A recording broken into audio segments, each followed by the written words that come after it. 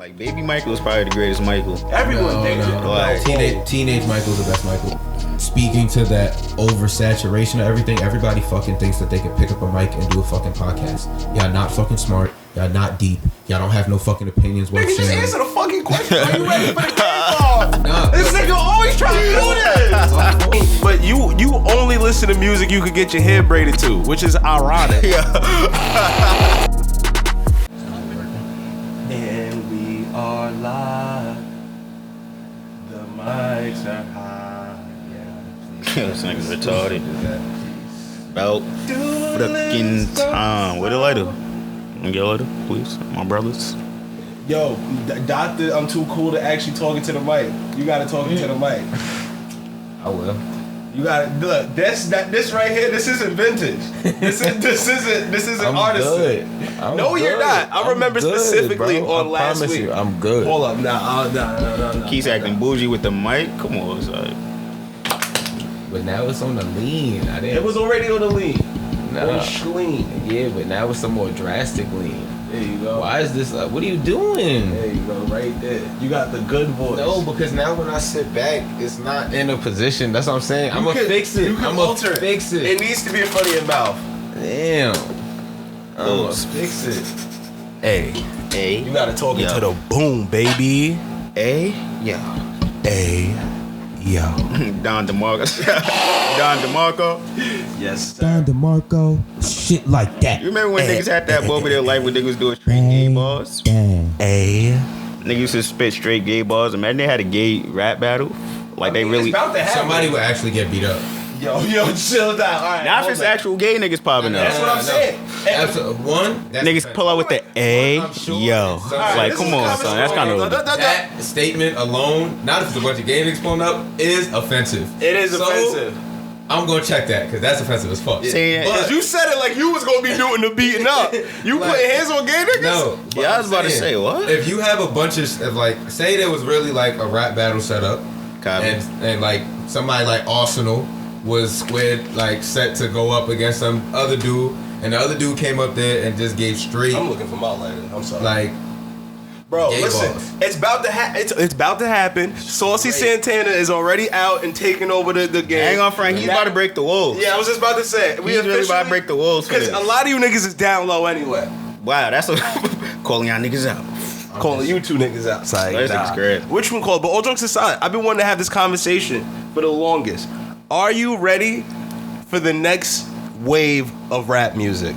Because the next wave of rap music is going to be Crazy. insane. You know, it's crazy. Me and Ev were just talking about that yesterday. Like, we was really bumping. Niggas said Ev was like, he was in the party. And he was like, niggas was in the spot. And they was like, yo, we about to play a throwback for y'all niggas. And niggas doing House Party by Meek Mill. I'm like, yo. I'm like, that was like. They right though. It is. But that's like 2012. But it's crazy. Music changing that decade. Yeah. But you also still feel like almost the same guy from that time. Rap Like music is 2012 don't garbage. feel that long ago. Like I don't feel No. like I've changed that much since 2012. Yeah, I would hear Which it sounds say crazy, that, but it is what it music is. is absolute garbage now. Yeah, that's him. where's I've changed. Where's my laser lighter? Where's my jet? My jet. I ain't gonna pack? front. Now Shit that gone. I've said it a couple times and say it one more time so they can hear it too. Rap music is garbage now. I mean, but you only listen to music you could get your hair braided to, which is ironic. Yo, This nigga be listening to shit you supposed to get your hair braided shit. to. So like, I can understand why you feel that way. Nah. I don't know how to feel about that statement, but okay. Also, like, nah. The thing is, it's like, even like 2 days ago, I was driving. I was going to watch a Met game. I'm driving out, and then I threw Dead Presidents on, and like, Classic. like I'm listening to that shit, and I'm like, yo, damn, like, this shit is really, Who really that we amazing. don't Like, cheddar forever. Just all etc. That is- Oh, like, bro, Yeah, that shit is oh my god, that nigga black. murder is a tough thing to digest. Like, It's a slow process, but I ain't got nothing but time. Oh my gosh, like, come on, son. I dabbled in crazy weight. Without rap, I was crazy straight. Partner, I'm still spending money from 88. What? like, Bro, damn. nigga. The man is That Reasonable Doubt album, he was letting niggas know, like, nah, who I'm really that put me nigga. on, all right, I'm gonna put you. I'm not even gonna lie. Like, I was about to say some bullshit. Not put me on the J, but put me on to the Dead Presidents Part 1. Because I'm younger. Dead Presidents Part 2. Yeah. That's all you knew. Is the Yeah, I only that knew was 2. all I knew.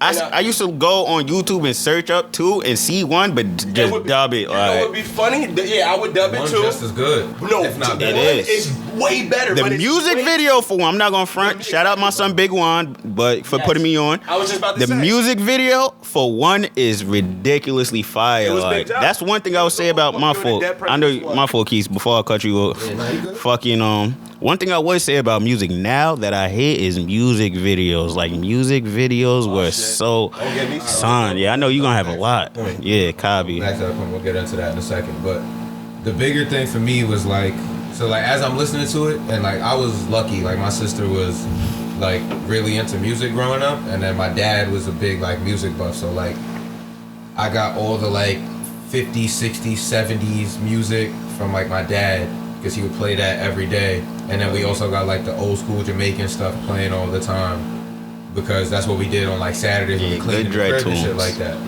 But then like my sister, because she grew up here and she was like 7 years older than me, every time, so like for me, I've been listening to like Jay-Z since I was 4.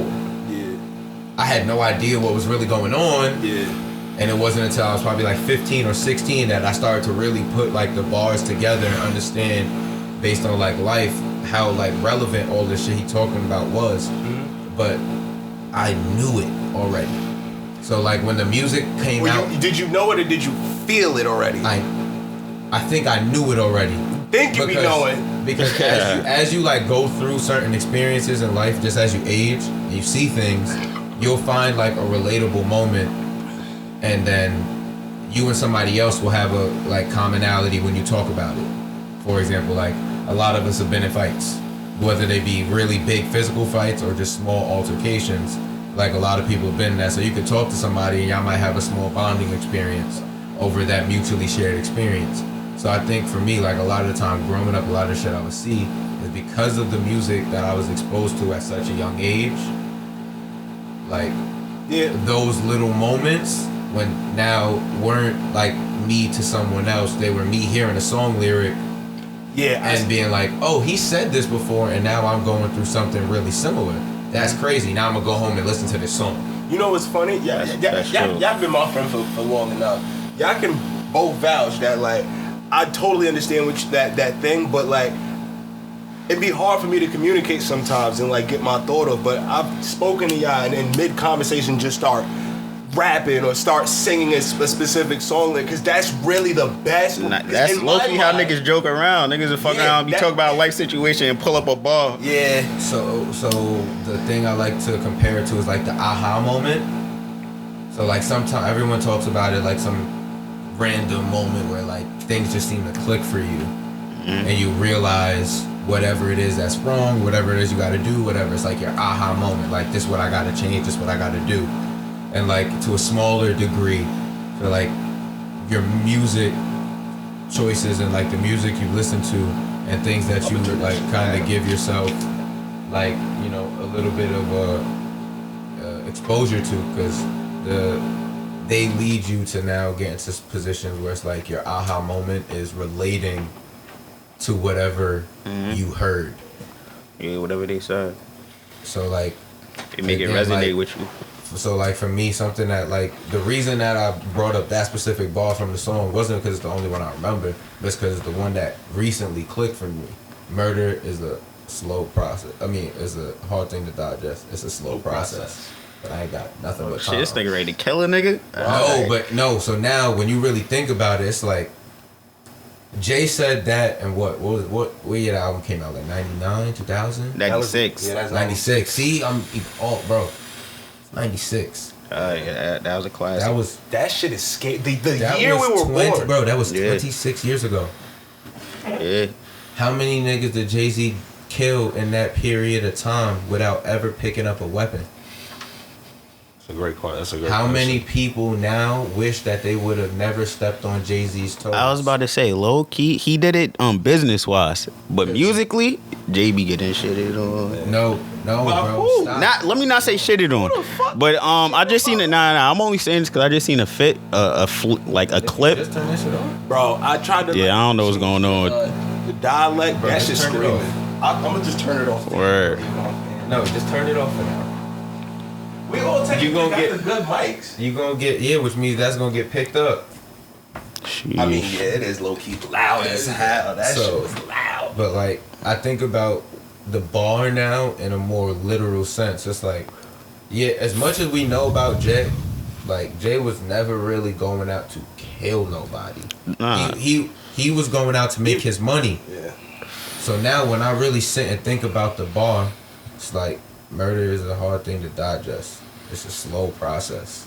It's like I don't have to go out, Bro, the only true way to kill somebody is to really make them kill themselves. No, it's to break their spirit. But that's, bro, when your spirit is broken, isn't that around the time when you're thinking about hanging it up? Yeah, same thing. Like, I can speak, like, at least personally, when I had my moments when I'm like, oh, my spirit is done, and you've been there. Like, if y'all could only see a little bit wider of an angle on this wall, you would know my spirit's been broken. I've just been like, gah! Like, but nigga, I have, like, you'll feel so defeated and so broken that at some point where it's just like, I might have to hang it up. And if you're weak enough, you end up doing it. But like, to me, that's how I feel. Like, the only true way to kill somebody is to make them kill But themselves. like, so think about it this way, like, bro, Dame still talk about him. Hold up, yo. Stop. I mean, I don't. because that nigga still talk about Dame too. The thing is, Dame's interviews are like niggas trying to draw niggas coming to like Dame going to somebody platform. They trying to draw some hate out from and him. draw, you know what I'm saying? Some They trying to get some haterade. clickbait. If Jay says I'm doing the interview, niggas says, Father Jay, what part shall we edit out, Yeah, Father? because you know please, better. 'Cause Father. again, my point being, He bring you to his apartment. He feeds you his Stop. Here's what I'm food. trying He to give say. you You're blue missing- milk. you This is missing- Blue he famous cereal. Blue milk is crazy. He This give is you what I'm other trying to shit. tell you, bro. And you gotta look him in the face and be like, He has made it in such a way no, bro. where bro. Go you really watch gotta all look Jay's at, you interviews. gotta, He's just a dickhead. Bro, but you're And the missing. most- You're missing the point. Alright. 26 years ago, he told you, I ain't got nothing but time. And that 26-year period, it don't matter who he bring up. Anytime he brings somebody up and they piss him off, He can shit on them is what you trying to say. not only can he, but he does. And in the worst way possible, which is taking another step up the fucking ladder. So Yeah. now... That's why I go back to my point. Business wise, yes. Musically, nah. And Jay has some of the best albums of all Yeah, I was time. about to say, I don't know what- Let me go back to my point before. Is because one, Nas killed him. We all know Ether. Yeah, I mean That's just one. All right. But then they had the But reunion also, track on it. I seen, like I said, I seen a clip on the gram with 50 saying, like, he was saying, like, Jay don't be backing his pen when niggas come at him type shit. He was like, when Jada came at him, he threw beans in front of him. I'm like, and he made beans go back and forth. No, you know He what said it's the- Cam came at him. And I think Cam fake killed him. I ain't gonna hold you. This is the thing. This is what I was Just with that diss why I track. was trying to jump in and like talk over Quis and call him a dickhead. It's because the nigga doesn't he's the king of the subliminal. He talks directly about the situation, like he talks indirectly about the situation, and he talks subliminally about the situation or about the person. Like we know there's Jay diss tracks to fucking who is it? To Jadakiss, like little mentions, little bars, Yeah, little facts. things like that. And You're right, he does if do you really that. pay attention behind the scenes, nigga, Jay was the president of Def Jam at one point. Y'all forget that? No. Like, so when niggas was taking shots and all that, he was just going, hold up, that album, that shit really not hot right now. We gonna put that on. You know, or he was saying, you know what? Put his album out. I want an extra cut out of it. Yeah, shit like that. Like he was doing behind. I the know. scenes. That's why I said the business way he's He be stepping like, up yo, on put niggas. the nigga like, on the magazine, but make sure he stand behind me. niggas drop an album, he tapping niggas spot. Nas signed to him, Rock Nation. Hey, bro, he's tapping all his niggas spot, his Yeah. enemies pocket. I Bro, respect it. Again, I don't need to kill you. If I can kill you, bro. If I can make your music You're never see right. the light of day, it I don't was matter just if you throwing rap that better. point out. It don't Feel matter me? if you rap better than me. If I can No stop one your will hear songs it. from ever getting on the shelf. Yeah.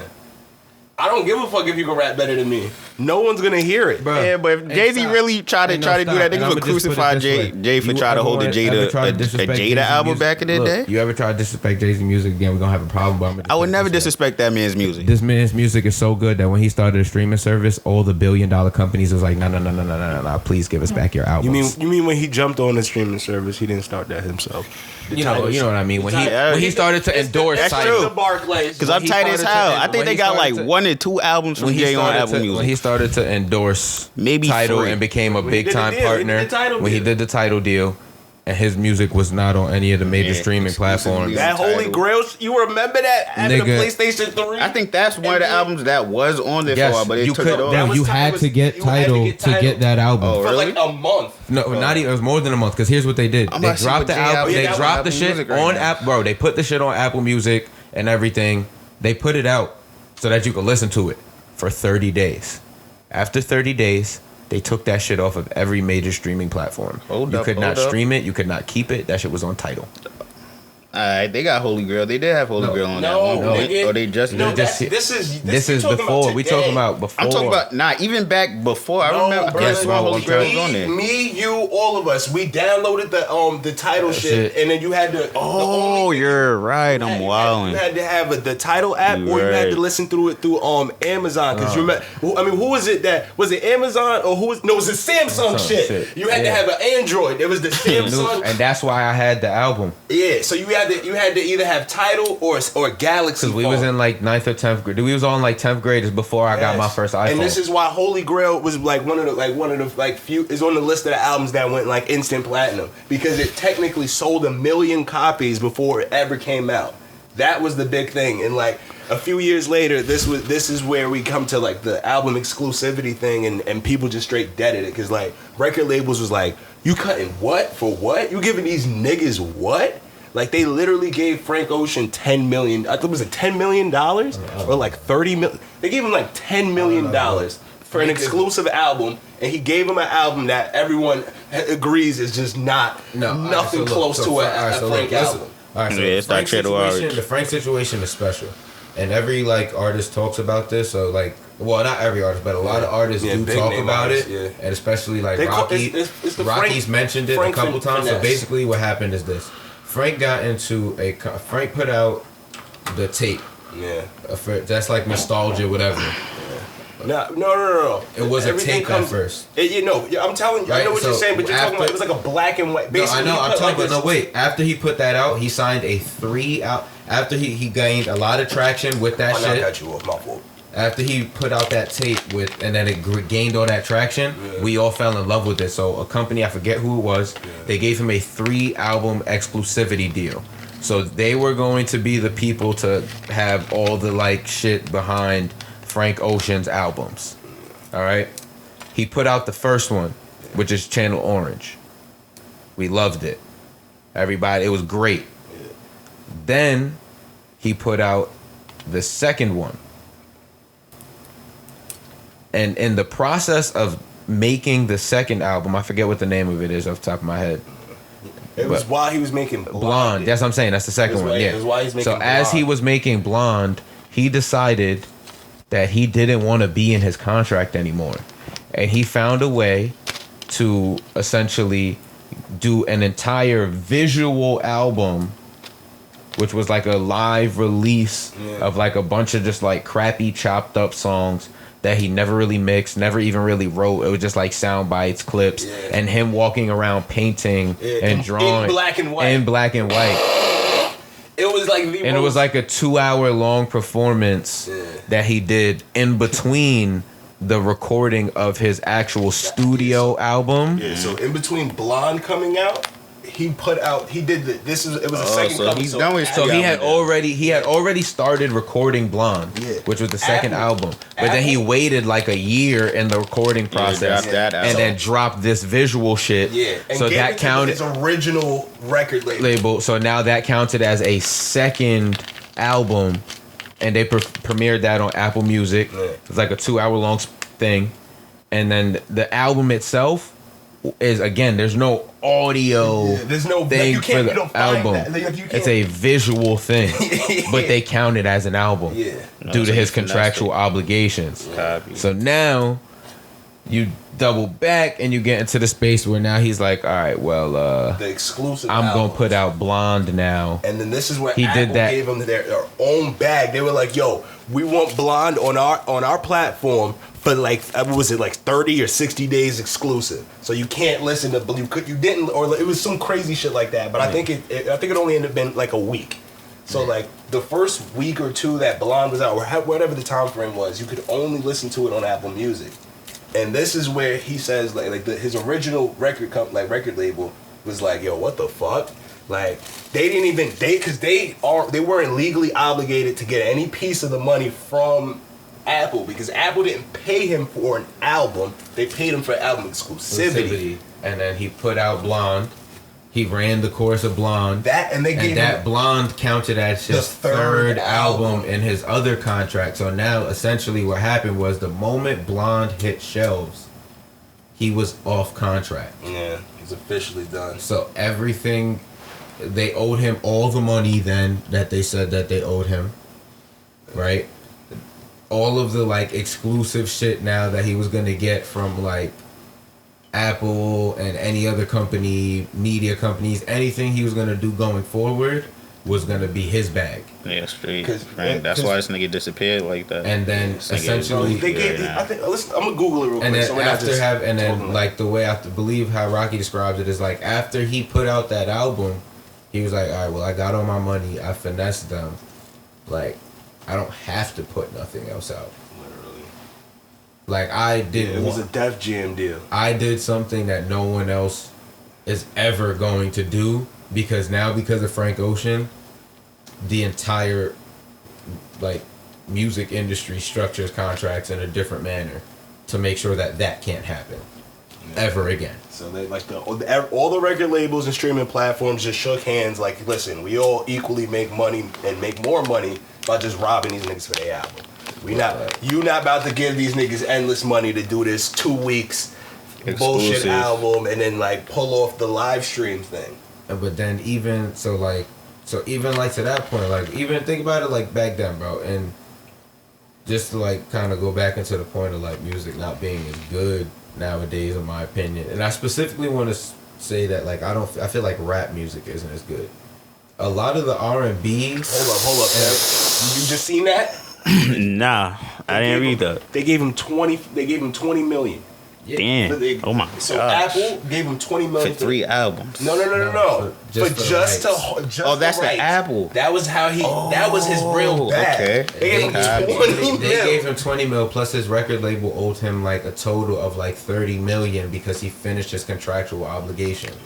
And gangster, I respect it. Because remember, That's they the paid ultimate him finesse. for 3 albums. He gave them that visual shit to get out the contract early. And Channel Orange and which one call it and Blonde by themselves, hands down, have already recouped for like the 3 albums because it's like, let's be realistic. Channel Orange probably recouped on his time. Hell yeah, on his His own. I whole still deal. bump Channel Orange to this day. I ain't gonna front. Like Channel Orange is Super Rich probably Kids. Channel Orange is still Pyramids. his best project in my opinion. Facts. yes. I didn't really bump the Blonde. I bumped like maybe Bro, 3 Blonde or is 4. not Like, Blonde not really for the heterosexual man. No, Blonde is. yeah, I Blonde heard is it was a good. real bisexual album. No, it's not even that. But it's Blonde not even is that. I good. bumped Blood Orange. You feel me? Yeah, but Blood Orange, a whole sound, it doesn't sound like Frank Ocean. Like the Blonde album had some instruments in it. Where They it was in like, the what same fuck? room of that Nah. that you feel me? No. I just think that They Blonde was a little bit more experimental in sound. Yeah.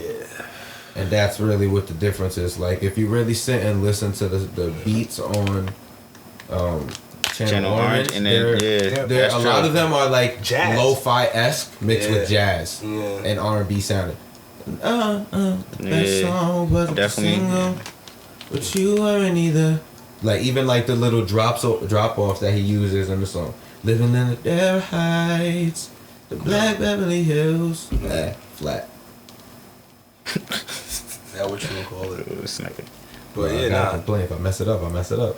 Isn't that crazy? But yeah, 20 M's, man. They gave that nigga 20 Gotta M's. respect it. And he was like, oh, I'm about to pull a fast one on these niggas. And he got out. Literally got out of it. Right now. But yeah, rap music is weak. Literally, you type it. R&B? Whoo, I miss old school R&B. Wait, hold on, before, because we were still on this rap thing, man. We were still on this rap thing. I'm using fault. this as a parallel.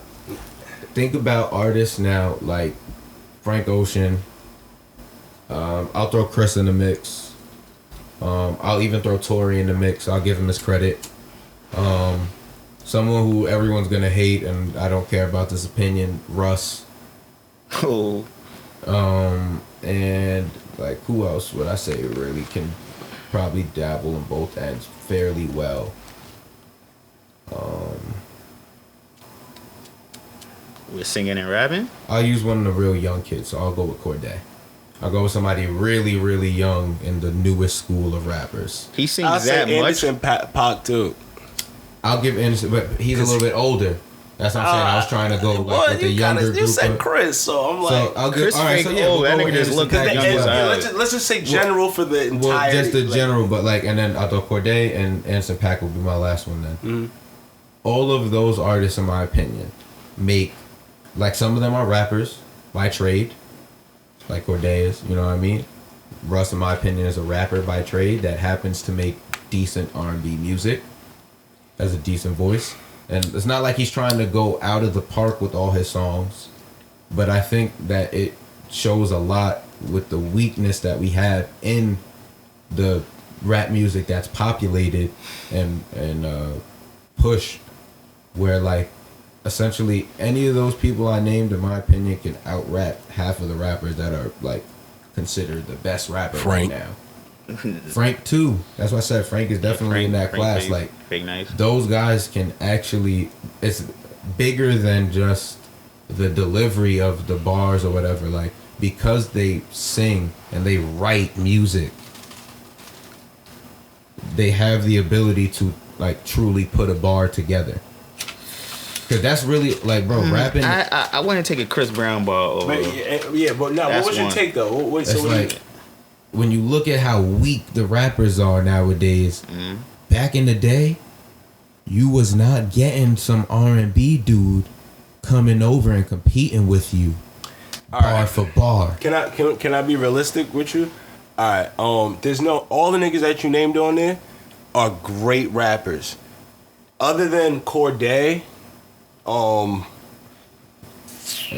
really don't think Chris Brown is like such a great No. rapper. That's what I'm You saying. feel Like, really, the names that you list, you said, but hold up, let me get. I give it to let me just get a Russ. rebuttal. I give you Russ. I'll give you Cordae, Russ. Other than Anderson. Cordae, because this is the thing. Even Hold up, Anderson can rap. No, hold A up lot though. of This is the niggas. thing. It's based on what I'm about to say though. This is why I'm selecting these. I'm allowing these selections, but these niggas ain't competing with a Wayne. Ain't competing with a Benny the Butcher. Ain't competing with a motherfucking nigga B. John. Like, But again, motherfucking. I said the rap like- music that is populated, and pushed. No, but Benny is one rapper, and Benny is probably like the one rapper. Nigga, even with East. But Earl is not putting out music right now. What you mean? Just put an album out in and that January. shit was garbage. Don't do that. Whoa, really? Don't do that. It was. I think The last it was two Earl projects have been garbage, and we'll all say that because yeah, we like You the know last what- two you know what shits fucked have me been up? garbage, bro. But know what Earl fucked used me to up? be so nice. You're right. I'm not arguing with you that he was nice, but think about, bro. If you go and look up the top like 20 rappers right now that are like being pushed by demographic. Yeah, but I Jack Harlow cannot rap that well. What you mean? I've been a cheat. All right, like I think he makes catchy music, but his second album was definitely proof because it didn't do that well. You mean he was definitely up there with my son Drizzy? Yeah, and his verse was absolutely garbage on that song, and we all know that. We will all sit here and not agree a that. Jack Harlow. Like, you get what I'm saying? We look like, again. Listener. Do I think Black- any of those got the people I black named? music to Do I think any of those people I named Black can? women waiting for a white Again, man to come say. Do I think any of those people I named could compete with like someone like Baby? Absolutely not. Lil Baby could rap. Yeah.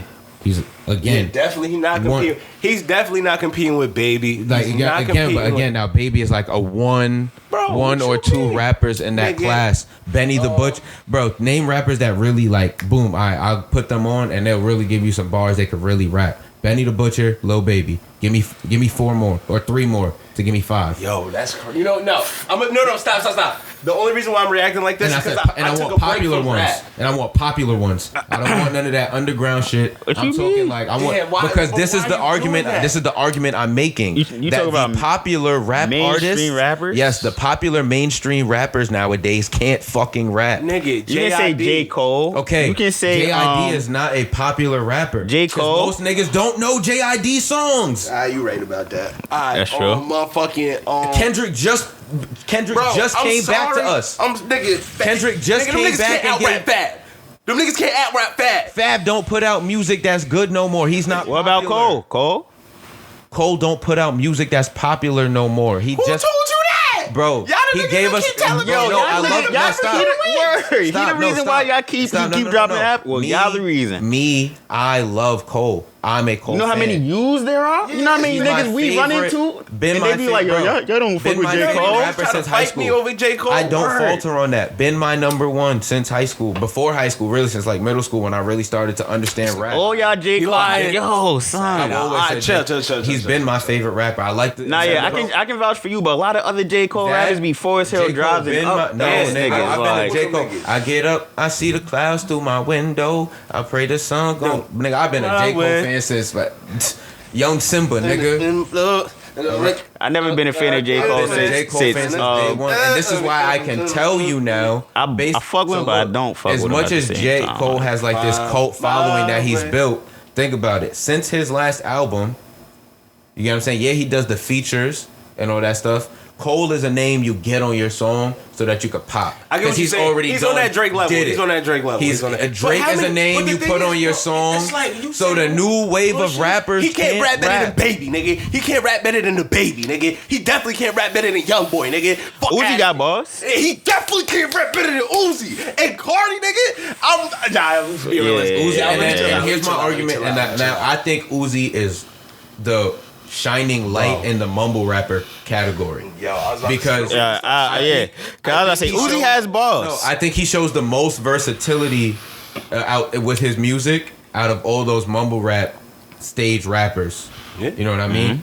But also Nigga, with Uzi, Trippy? Can you rap like but me? I don't think Trippy goes in that because category. Trippy's different. He's not a mumble rapper. He's not at the same spot And he once was. he's not as poppin' as he was. Like he's not the poppin' face.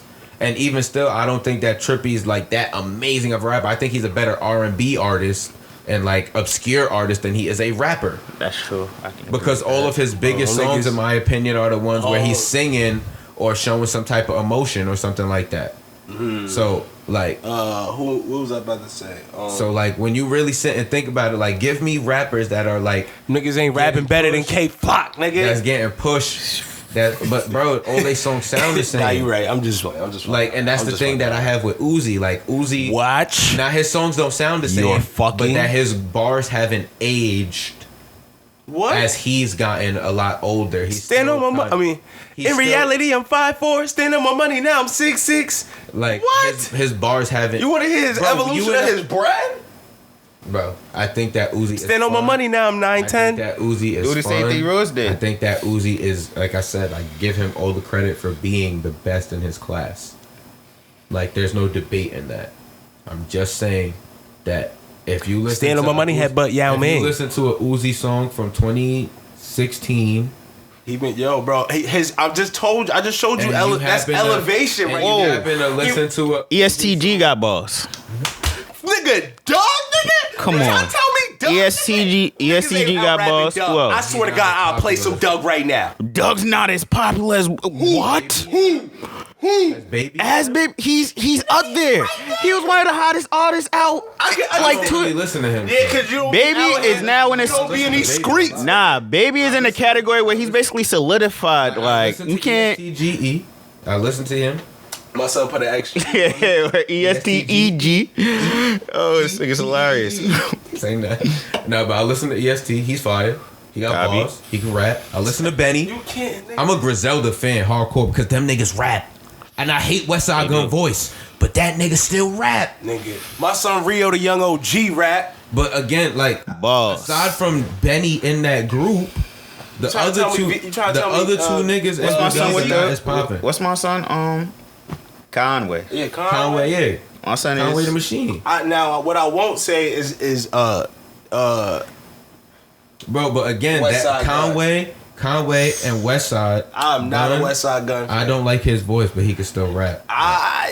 He can still rap. He It's don't well with the do he rap? Oh, his music sound the as well as same. the other Shoot the two? wine with Does the he rap as stand. well as the other two people in his group? Other, like, three. Absolutely not. Bro, I ain't gonna lie. Like, My son Rome Streets is nice. Shout out my son Rome Streets. Worst verse on And people Donda. like to, and people don't like this opinion, and people not gonna like this opinion. I'm gonna say it Actually, out loud. Soulja Boy had the worst verse. On I song, think on Donda. that Conway, personally, Is what? is just as good, could be better than Benny at times. That I respect that. I respect that. And that's Because an unpopular opinion, but that nigga that's Conway not an unpopular is opinion. really fucking. You can say that's a bro. Jada and Style type of Yeah, I was just conversation. about to say that is not an unpopular opinion. Cause they can't. But I'll say Conway. I ain't gonna. I think Conway is the best rapper. I in that personally group. like. Yeah, Benny, I but think I Conway. like Benny's Kanye's songs better. more, but That's the- I Yeah, think when it comes to that- bars, do I think that Benny son makes Conway is better different. overall songs, especially by himself? Yes. But if I need a verse and I want to hear somebody go passion in this shit. just go bars, I thought that's what we was bars, doing. like if I want to make the sway, or the what's the nigga name? What's the nigga name? Sway or Fug Flex. Oh, you Flex. said- So the oh. flex face. I was If I'm about to trying say make the Tim flex- Westwood TV. If I'm trying to make the flex face, I'm putting on some Conway. You know what I'm saying? If I'm trying to No, if I'm trying to make, if I want to make the flex face, I'm putting on If I Conway. want to put on a flex face, I'm listening to Zach Fox. Hey yo, Okay. this nigga. What do you mean? What you ayoing? It's no Ayo. I don't know. Yeah, like what But the Zach Fox, I ain't gonna say he don't got. He got like he rap. Nah, but again, my Exactly. point. Look, But you you see how long praise it took. God or But else look, shoot think that about song. it. God. You see, look, I named a bunch of R&B dudes that rap moderately well. Not even like the best. They just okay. Bro, we just named mad people that But- shit. but most Nigga, of my them son is underground. Fujiano. Me and Shiesty, we fought up the line. Pooh Shiesty got bars. I ain't gonna Chill front. out. We don't. Shiesty don't got bars. Nah, because he ratted. Dirt got Oh more shit, bars than he Shiesty snitching did. for real. Yeah, supposedly, Dirt but got the more whole bars. industry is cool with it Damn. though. We it's like it's on. We Bring not, Shiesty It's home. low key. Bring Shiesty home, even That's though why he. they cool with it. Yeah. Cool Shiesty. Because Pooh Shiesty signed that deal, nigga. He got that bag, nigga. Nigga, They the need to industry is making the streets okay with it. That's dark. He fucked up the lineup. But again, Yeah. point being, Niggas out here got bars. Keys. Nigga, but Future? my goal- You trying to tell me Future? Say, nah, I'm fucking with you. My- Pusha T? You trying to tell me Pusha T? niggas do not push Pusha T like that. You're not gonna tell me that Pusha T is like the face of a label, one of their main selling. You trying points. to tell me he wasn't the president of He could be the good president. music? And even he said he's like, I know I'm not the main selling point. He's done interviews, but he has complete control. I mean, when you next to honest, Kanye, when he you has ever the complete main control over his music and Unless you shit. virgin. And if we gonna be real honest about it, that nigga Pusha T rap better than a lot of niggas that's getting the tour dates and the popularity and the radio play. Yeah, it's but just because It's not that about nigga, rapping, but that's the thing. Can we? back then it was about rapping, and that was my point. That's what I'm trying to say. Like back then, there was no R&B nigga who would really dare to try to go step on a song So- with a rapper regularly Can we? I to know do what some you're shit saying, like that, but- or go back and forth thinking they but- could sell a track. All right, so this is what, because we've gotten pretty far, and I've been wanting to get this take off for a while, and this is because of I argue the feminization of the man. It's a lot of niggas out here that really don't want to hear rap. No, I Because a think- lot of rap, and not just that, rap also. All right, let me take that back, because that was not my take, honestly. I just felt like this is yo, bro. Even myself, I even take that myself. Like, bro, I do not carry myself like my uncle do. Like, I don't think none of us do. Yeah, but all right. So here's where I don't think it comes with the feminization Like my- of man. All right. So you ever hear the old idiom that hard times make strong men? Yeah. That make easy times make weak men. That make hard times. Yeah. And then the cycle continues. So I feel like it's more of that sort of lull we're going through. Like when you think about just the history of America, not even like omitting like slavery as a big glaring point for the black community. You know what I mean? Not to say that I want to ignore it. Obviously, it's something very important to the He like. said it didn't happen, y'all. But like to not use it as the focal point in like this conversation, to just think about like history itself. America's a very young country. Like we're only a couple hundred years old, realistically. So when you think of the overall culture of our like development, we're also in the like technology age. Whereas all the other like countries before us essentially had developed and went through like their renaissance, their industrial age, their like type of like growing periods of hundreds of years. They did that while we were essentially still getting independence. Yeah. You know what I mean? That's why a lot of those places suck. No, but that's why a lot of their cultures are different. Like think about the hustle and bustle of New York City. We're It's known exhausting. for that. We're known for that. The speed at which we move. And even people from other countries, when they go to the slower states in the US, they're like, oh, it's still way too fast here compared to what I'm used to back home. But I gotta start traveling because I really want to see what they live like. Because it's funny because people like someone explained to me like that like in certain countries, bro. Oh, I think it was me and you having this conversation too. Like leisure is just like it's different. it's different. And But I don't want to get too deep into this. But no, but that's what I'm saying. The history of our time, and this is what I'm trying. And let me just like kind of round it out. So we're only a couple hundred years old, and then we're in the technology age on top of it. So like music and rap and the things that like they were talking about were so accelerated that the processes in which they were going through them and how they delivered it to us became outdated too quickly because of technology. And when you say them and I mean the artist. So now like, are you sure that's the case? and I think that's because it's Are you sure? I think it's the overset. It's due to the fact that we have technology. It's the same reason that people feel like people have the burden of choice, and like it's like a stronger thing nowadays is because you have all the options essentially at your fingertips when you're doing pretty much anything.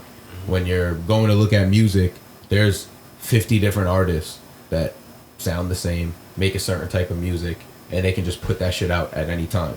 So you're almost like sensory overloaded by the ability to really choose and like find that one specific niche part of a song that you like to make you trying to say wanna, we're force fed a lot of it. because so now again, before you gotta think about it. In order to go listen to Jay-Z rap, in order to listen to Jay-Z rap about crack in the 90s, you had to go out, buy a cassette tape, have a player, put that shit in your player, and hope that the record store had it in cassette. If you didn't have it in cassette, you had to get the big disc for the record player.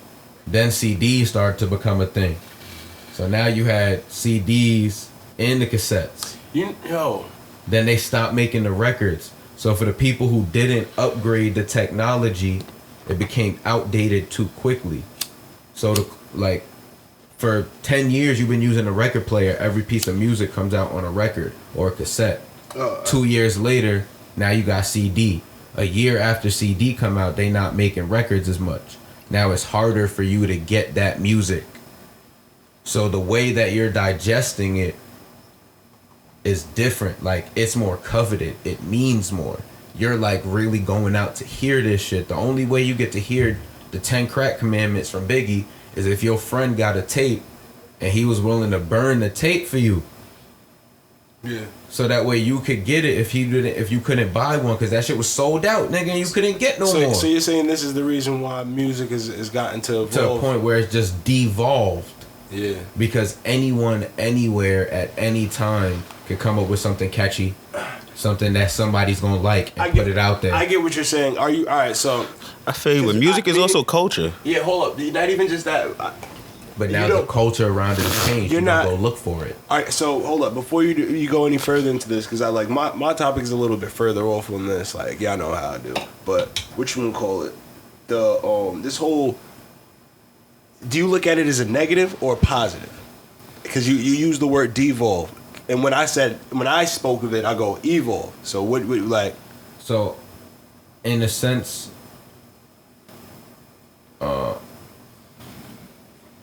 when things become easier, people become lazier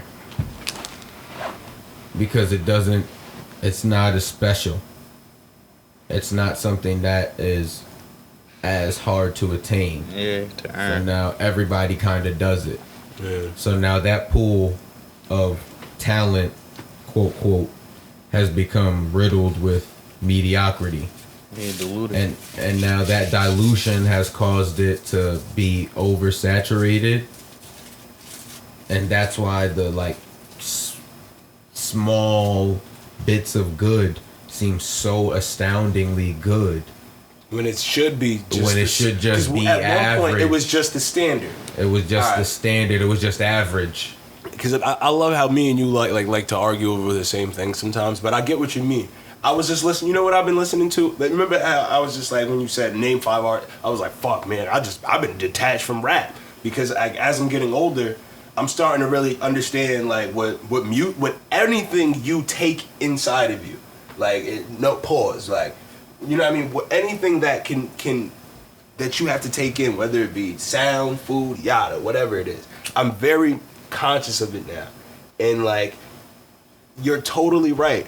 Back in the days, because it was so hard to actually produce said music, they only gave the opportunity to a sure shot. You get what I'm saying? Or like, and the definition for sure shot in the industry is drop dead gorgeous or fucking talented. And then all of a sudden, the two just started meshing.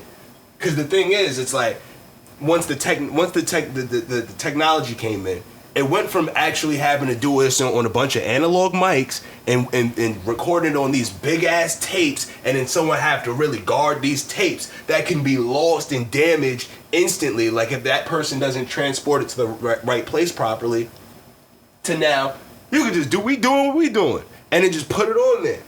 But to get back to it was so much harder for them to create these things that they only gave these options to truly the most.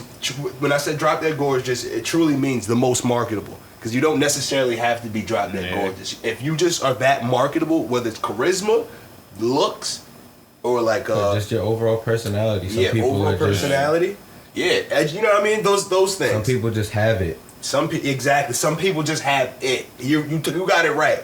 Some people just have it, and then there's other people who just so fucking skilled that they like, hey, he just broke a record. I have to document this. Like, and those skilled people don't get it. Like, those skilled people work fucking hard. And even these beautiful people work fucking like hard. People forget that, like, and I don't want to stay on this tangent for too long, but back in the days, you used to actually, to be it, you had to have it.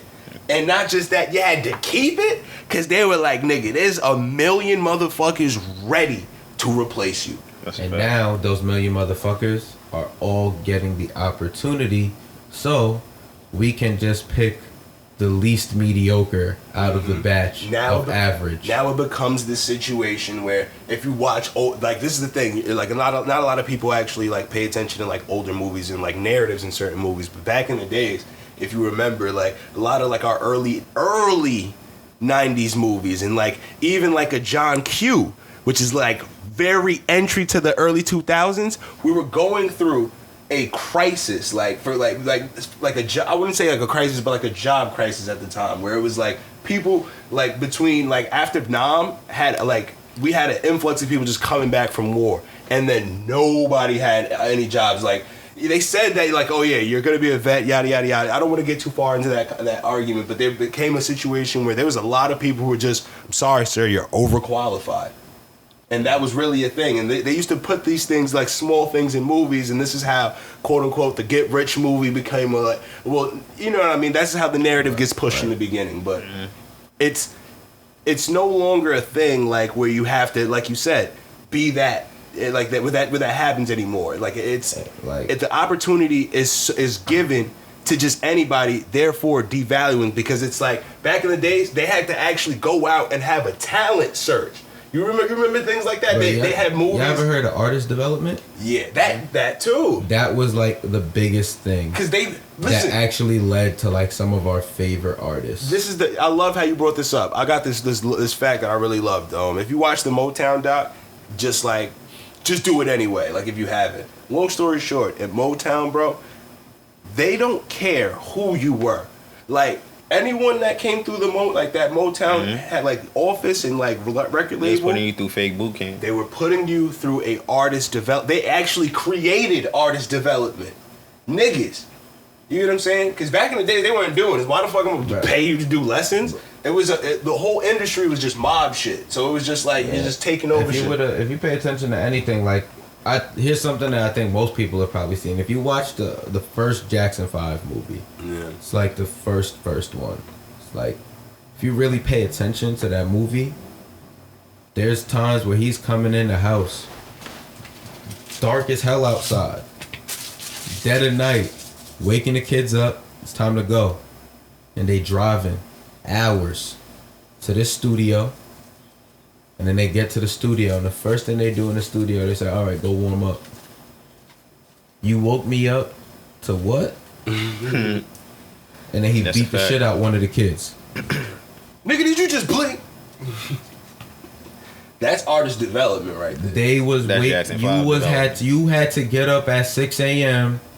and be in the studio at 8 o'clock so that you could vocalize and they could just hear you sing Do Re fucking Me. You know what's the crazy? I fucking just went on mics. another Jackson 5 tangent yesterday, like just bumping wild Jackson 5 hits. That little nigga Michael can sing. Like Baby Michael is probably the greatest Michael. Everyone did it. Like, Teenage Michael's the best Michael. Teenage Mike? God Teenage damn. to 25 Michael's the best Michael. Nah, it's between Arabian Girl Michael, No, that's Puerto Rican Michael. That's like 20. That's 25. And, I'm jacking. Young Michael. It's young Michael, Puerto Rican. I'm Michael. jacking. White Mike is the worst out of them all. Yes, the I'm official white Mike. White Mike, yeah. No. Because we got Rock Mike. So you're taking white Mike over any black Mike? Nigga, you gonna get rid of Rock My World without that Yeah. whole performance with Chris Tucker and Usher? You gonna throw that whole moment in the garbage? Y'all, You can't- alright, Chris Tucker, y'all throwing them First off, like white I Mike- feel You you. wouldn't even have all those references. Wow. You wouldn't have- bugging. We wouldn't have a lot of his best songs if we didn't have. Eminem might not have White might not have a career because he might not You have want me had to look- Do you know how many hits he gave us as a black man? Bro, Yes, listen. he gave us probably way more. But Yo, I'm look just up- So many more. What's Puerto good with Rican, y'all like, Don't niggas? forget, Human Nature was fire. That's cool. No, Come on, never want to say goodbye. I want to be where you I are. know what you mean. Nigga, ABC. Tell you, all right, so he was white. I'll be there. You know that, right? Hold up, this is Baby Mike. I'm just saying. I'm on that was four. the only Mike. Hold up. Then we got The one where he was off the wall Mike. Off the wall. What the fuck? Are y'all wilding right now? And Thriller are both Black Mike. I'm sorry. Yo, y'all are bugging. Off the Fuck- Wall and Thriller are both Fuck Black. white, It's great. not fuck white, but fuck white Mike compared to black Mike. Fuck white Mike. Y'all niggas is bugging. That nigga gave us too What much. year did he turn white? It was right after Thriller. Like he was touring. Yep. So when Bad came out, so we wouldn't have Bad without White Mike. We wouldn't have The Way You Make Me Feel without White Mike. Man in the Mirror, Dirty Diana. I know what you mean. Smooth Criminal. Cool. I didn't like. I'm not a big fan of Smooth Criminal. The video makes it extremely Yeah, fire. It was just the lean. Y'all was hyped off the lean. Yo, this nigga Quis is Right? white. And like what? And like I've never been a fan off the Right. strength of like the intro to the song is Yo Bud is mine. Yo, Remember the chill. time? Heal the World, Black or White. Bro, I know what you're saying. Yeah, but come on. I want you back, ABC. I'll be there. Yeah. Dancing Machine. It's your thing. Come on, this is just Baby fucking Mike. Don't let me go to Off the Wall. Off the Wall is my favorite Mike album. I ain't gonna hold Heaven you. Can Wait. He done did it on Off the Wall, Rock nigga. My World, Butterflies. Yo, Not son. getting rid of butterflies, bro. Nah, butterfly. That's my mom ringtone. That's the funny part. That's my mom Heaven ringtone. can wait. Bro. I feel you. Don't stop till you get enough rock with you. Yeah, Come bro, that's on. cool. Yeah, nah. That's cool, but you're not. She's getting rid out of my something, bro. life. Yeah, bro, that disco era is fine. Like, she's out of my life? Motown era. Hold up, and then it's Thriller. Come on, Beat It, Billie Jean, Pretty Young Thing, The Lady in My Life. But he has. Oh my gosh, that whole album. Remember the time? That's He cool. got that. But When y'all we niggas is You wildin'. gonna tell me heaven can? You gonna get rid of heaven? Heaven Can Wait is a beautiful song. Fuck Heaven Can Wait. It's Remember the Time for me, nigga. You gonna get Do rid? you remember the time he was White Mike? Nigga, that was Yes. White Mike. Word? Remember the time it was that White Mike? Official with the bullshit ass swoop. Yeah, I ain't gonna front. That's my shit. He was playing the Nigga, I'm pretty Phantom sure of the Bad Mask. was White Mike too. That's cool. I ain't, yeah. Yeah, that's Puerto Rican Mike. That That is it? Puerto Rican Mike. The way White you Mike. the way you make me feel is White Mike. Yeah, this Not song. getting rid of the way you make me feel. Nah. I'm not gonna lie. I was not a fan of that shit. Yeah. That- Are you serious? I was not really a fan of the way you make me You feel. not- So if y'all on the island, Absolutely not. no. Diana? Yeah, for Black Mike, hell yeah. So if y'all on the island stranding, y'all can only choose White Mike or Black Mike. Y'all It's more White White Mike. I'm taking White It's Mike. well, hold up. But if they White- told me there's they more White hold Mike. up, if they told you they were separating it and it was Puerto Rican Mike too, what are you doing? If you got Yo. Black Mike, you got Black Mike. We go Black, Puerto Rican, and then that's white. Baby the black. That's Baby the teenager. What Puerto Rican Mike? I'm next. taking Puerto Rican Mike. Puerto Rican. Thank you. I'm taking Puerto Rican Mike. Puerto Rican Mike. so got- I'm White Mike got taking- remember the time because he was full white. Yeah, I ain't gonna lie, cause What? that was when he had the bullshit one. That was- we that gotta was watch the video in dangerous. That was HD. dangerous. We gotta watch the That video was in dangerous, HD. bro. I'm Nah, I telling you, gotta that was see that in 1991. HD, Bro. He was still a little Puerto Rican No, right he was there. white in 1991. He was bro. just a wee bit Puerto Rican. And he was white in that video. I remember his nose in that video with Chris Rock. Oh, Chris Tucker. I said Chris Rock. Apologies. Nah, White Mike was But- but Puerto Rican Mike had some bangers, nigga. Dirty Bro, he Diana. has healed the world as White Mike. Y'all making my brain hurt. I ain't gonna hold y'all. Y'all niggas is crazy. Is that White Mike? With you. I wonder what the Is you people. and I think alone, no, White that's Mike? Puerto Rican Mike. If you and That's alone Puerto was White Rican Mike. I'm trying to tell you, that was when Mike was Puerto Rican for like 3 years. I'm trying to see what album that's on. Why did his doctor continue? Like at Puerto Rican Mike, that's what, bro. He would have had all the hoes as Puerto Rican Mike. Why did you go any further and just turn into the White Mike? Really, I think Teenage Mike, between Teenage and Puerto Rican Of Mike, course. that was Child Mike. That's why I and said that was then making Puerto Rican Mike. that was super bitches. Teenage That was Mike, ultra bitches. Teenage to 25. Mike was killing it. Y'all niggas that's crazy. Y'all, when the best ready to hits came start out. aging? Because we already That's this when far it's away best. from what I wanted to bring up. That's but- cool though.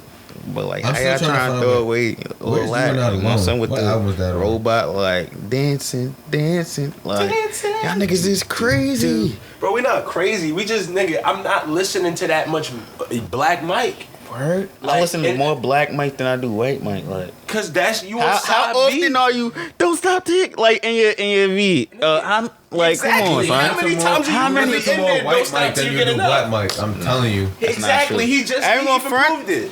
I ain't you're gonna. not listening Now I'm to asking, how many times do y'all listen to that? I listen Often? to more, bro. I listen to Nigga, way more no. of like Remember Because the don't stop till you get enough. Mike and is stuff. Black Mike. That's on his way to White Mike. He was. No, it's he was. not. That's Black Mike. What Oh are you yeah, I'm talking bugging. I am bugging. That's what I'm trying. I'm to getting tell you. confused. You brought it up because you don't. I like did. All Black Mike. I love All Black Mike. love All Black Puerto Mike Rican is my Mike. man's. It's over, bro. Thriller I'm is sorry. even kind of when he started doing the Puerto Rican shit. That's when what it I started. said. Wait, hold on. No. That's when it started. Nah, literally, nah. Like we said, right after that, that's By when he the started end of going Thriller. fake No, Puerto Rican. Yeah, as soon as the Thriller came out and all the videos and all the Because look shit at dropped. the copy. Look at the front. No, that's a black. Nah, that's him. light skin. That's just him. That's just him. That was just good light, and he was wearing all white with Yeah. the reflective. That I Like looked that- at But like, that's what I'm saying. That's when the plastic surgery and stuff started. For real. He had Hold already up, gotten let me surgeries and see. shit. because Quis might be right. That's when he had already gotten surgeries and shit. You can see it in the squareness of his jaw and shit like Yeah, that. that's His when nose? He changed. had started- He fixed he his had nose started- bridge. Yeah, I was about to say that was the first nose surgery, Yeah, right? that's his first nose. Yeah. Yeah, he fixed his nose. Yeah, because his bridge. shit thin as hell now. Because look at it.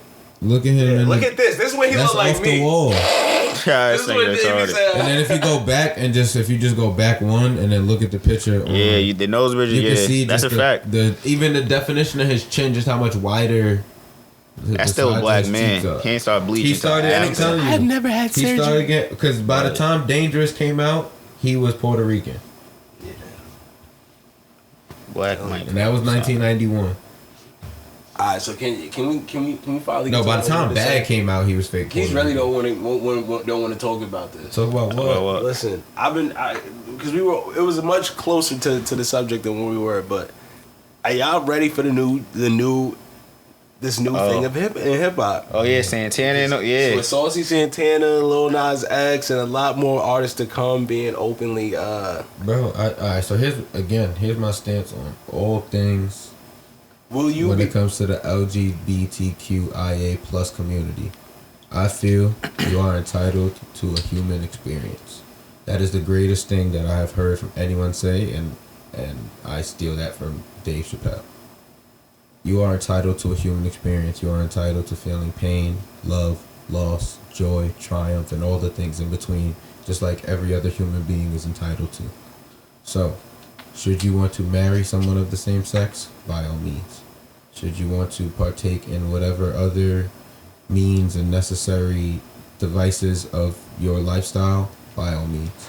However, where I have an issue is that I don't feel you should have to impart all of those things onto everyone in the community. I understand wanting to be accepted and assimilated into a community, but I don't quite understand those other things. And I'm not saying they're wrong. I just don't quite understand it, so I have a slight issue there. Not to say again, not to say they're wrong. I don't understand imparting something as simple as now you're attacked because you don't know someone's pronouns before they walk in a room. Well, I'm not really on that. Yeah. So are you worried about them talking gay bars? Like they spitting about their sexual? Yeah, I wasn't even trying to get that serious about it. I was kind of just. Are you ready for the gay bars and that's what you talk about them assimilating in? Yeah, I don't. So for me, listen, he had to make it clear.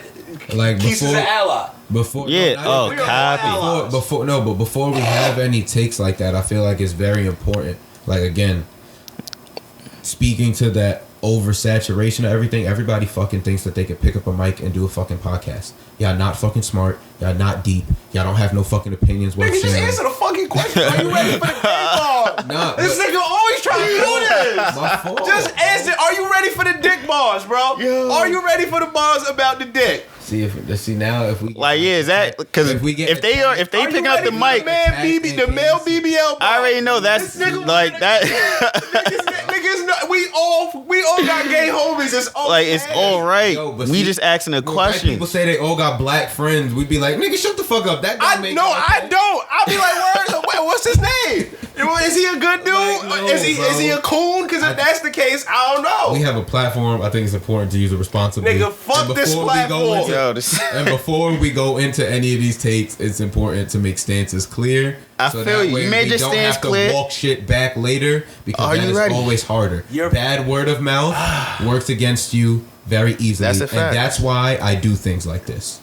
And then you don't get mad when motherfuckers call you Mr. Clean. I don't care. I don't. Let me say but my point again, with all of this shit, everyone thinks they come say whatever. No. You're entitled to a human experience, so that means. God, this nigga you are entitled. You about to re-rock the re-rock. None of you will ever not have a human experience around me. Sir, are you gay? Are you experiencing human experience right now? Do you feel human? Thank you. So if that means that you want to be represented in music more and have music that is more like what you go through, by all means.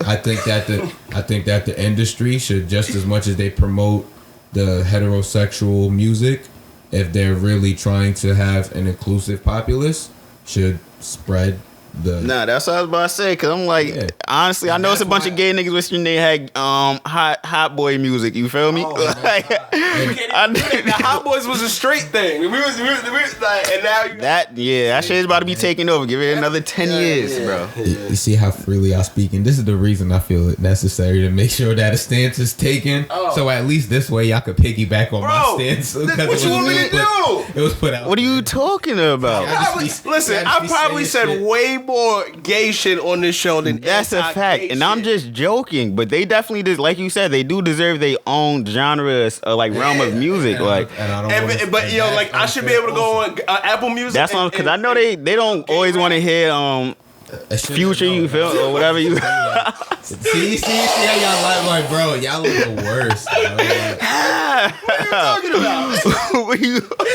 I'm just asking you if that makes sense, like how I could go and look up alternative. I do not think that they need to make an entire category specified to gay rap. So what did they know? They should call it saucy rap. No, they should call it The Godfather. Now you got throw some respect on Lil Nas X name, because he was the originator for this. You feel me? I think that what you. But I think Saucy is going to be the breakthrough for more accepting. You feel me? Bro. All right, so now put it like this. Wait. So here's my thing, and this is just like, here's why I don't think it should be separated. If y'all really want to answer, when you go on and look up rap, the female rap ain't separated in its own category. You sure about that? And they talking about. You think there's no ladies of hip hop playlist? You don't think no, that's a playlist. That's different. That's what I'm talking about. Well, that's what I meant to say. You can have a playlist. That's not its own genre. I did say genre. It's very words have. But they have You're right. You're definitely right. Not genre, but yeah, it should be included with all the rest of the music. You feel me? Just because you are happen to be gay, just because you happen to be gay and you are rapping about that experience. Oh yeah, you should be able to see. Yeah, it should be. That's a fact. Normal hip hop playlist. Yeah, that's a fact. Keep this. Should you? Because this is what I was getting ready to say.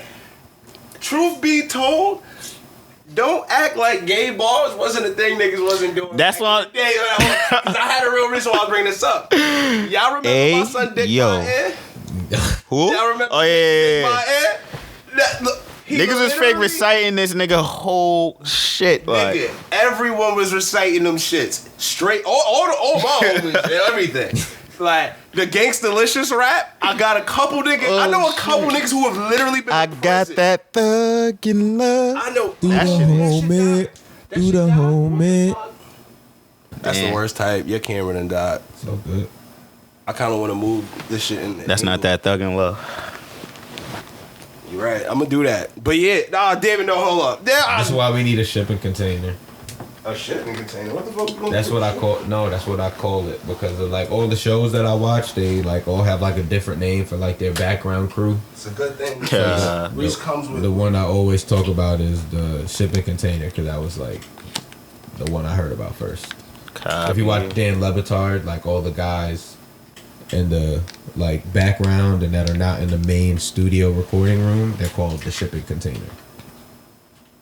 So, but it's like 4 or 5 guys back there on like computers, laptops. They chime in, they talk about stuff, that kind of shit. Oh, copy. Like, they can be on camera. Sometimes they'll cut to them, but they're not like they're not faces focal of the show. Point of the show essentially. So they're just kind of like cut in here and there. You finished my whole grabs, nigga? Nah, it's mine. It's Lil Pat. I was about to say, damn. Not gonna hold it. Oh yeah, shit right here. That bag was basically full. Imagine, nigga. I was about to say, the ultimate hottie. You got a problem, dude. Nah, I ain't that much of a fiend, my brother. Hot. I just smoke daily. Oh, let's go get Quis camera. But the charger. Nah, it got hot. Nigga, Quis is too shit. gorgeous. Talking spicy, talking that white might talk, He was nigga. like, yo, he talking that Doncic language. You need to stop with that. Jacking that white mic over black mic. This nigga is crazy. Stop with the Doncic language. Because that's just offensive. To To whatever country. What to you whatever mean? country that Luca is from, because I do not happen to know off the top of my head. Bro. And I Yeah, don't me want to neither. say the incorrect one. Lithuania? He's not from Lithuania. I wasn't saying he was. I was taking a guess. See, I'm Educated guess. See, I that's- respect Yeah, it. I was taking a I little think he's from. hot I think he's actually from Slovenia. Alright, so fuck it. Yeah, I felt like it was one of those S countries. All right, back to my point. So yeah, Yes, he's Slovenian. He's Slovenian. So saying that Doncic language is kind of offensive. Wait, hold up. It's kind of offensive. Stop it. Stop it's kind of offensive to the entire Slovenian populace. This nigga speaking. Now he's speaking the Doncic language. I can't do it. See, that's offensive. This nigga is crazy. That is offensive. I can't. I don't get what you're saying right now. I don't hear. These words. Saying that is offensive To who? to the entire Slovenian populace, as I just stated. All right, you're right. But listen, I'm sorry. I'm gonna buy a jersey. What you want me to do? Like, I'll send a care package over. Like, what you like? Nigga, what? Care package is Why they hate crazy. Americans. Bro, because we have senses of humors. No. We not just going around dick eating everywhere we go. No. I gotta shake. You gotta shake every nigga hand, kiss every nigga on both That's cheeks. not true. There's lots of countries where you can actually be a lot more honest about certain things. Like you can call people openly fat. You can tell people and things like that without being shamed and things like that. So I say nigga, but he started talking words that don't add up in my head, and I say he talking the Dodgers language. But they're not openly. They're not doing it to be openly offensive. I'm not being openly offensive. But listen, Luka know what I'm saying. No, he doesn't. Because I didn't say I'm talking about his home. I didn't never say he always talking about his main language. What does that even mean? He's multilingual, nigga. What you don't know is. What does that mean? Luka is actually working on creating his own language right now. So to be honest, I would say you're more picking on Luka because when he talks, he doesn't have the most fluid. That's what you feel me? His English is Doncic's language. Yeah, it's his like other languages is also Doncic's language. From Slovenia who would speak. No, because I'm pretty sure there's a lot of Slovenians that speak great English. That transition. I'm sure there's a lot of Slovenians who speak just like Luka. Who've been here for just a couple years. Bro, Luka speaks more than one language as well. He played basketball. I never met them, so I can't. Basketball in Spain. I'm not. I can't advocate for them for their judgment on them. You feel me? I just know Luka Doncic does be talking a little funny. I ain't gonna lie. See, no, don't try to. That's what it's about. Deflect. You're the one who brought it up. You said it's your phrase. I told you to stop using it because it sounds offensive. I ain't gonna. That shit had me dying the first time I heard it. Yeah, I can't wait till he hear it and really. But I'm not gonna lie, Quis. I had the same reaction you did. I'm not gonna hold you. I was like, yeah, you're OD. The Doncic language. It was funny, but I just didn't chastise him as hard as you did. It was more funny. Yeah, it was just I just took the laughter. Back though, if you didn't want to do the conversation, I want this. I'm here for this. You just glitched. I thought you about to throw something at me. When you went like this, I thought you about to throw something at me. Alpha Potter. It's like, nah, let me stop. I'm bullshit. I just thought you was about to throw something. I was just like, truth be told, that nigga's more alpha than both of us. No, I just be chilling. You see that? That's real alpha. That's real alpha shit right there. Like, that's I just do what I know I gotta do. What you say? That's BDE. BDE. Now that was saucy. That was just like, we can't put that. That was a little bit out of bounds. I can't put that in the bars. Yo, that was a little out of bounds. I'm not gonna lie. I can't get a Grammy if I say that. I'm a little uncomfortable. Is calling gay people is saucy like a bad, like you would put like a negative? I think because we would like when we use saucy, it's kind of like a good term. You feel me? So I can sometimes I say niggas getting saucy. Other times niggas be getting saucy. Y'all niggas be getting lost in the sauce. Yeah, y'all be getting lost in the sauce. Got a little too saucy.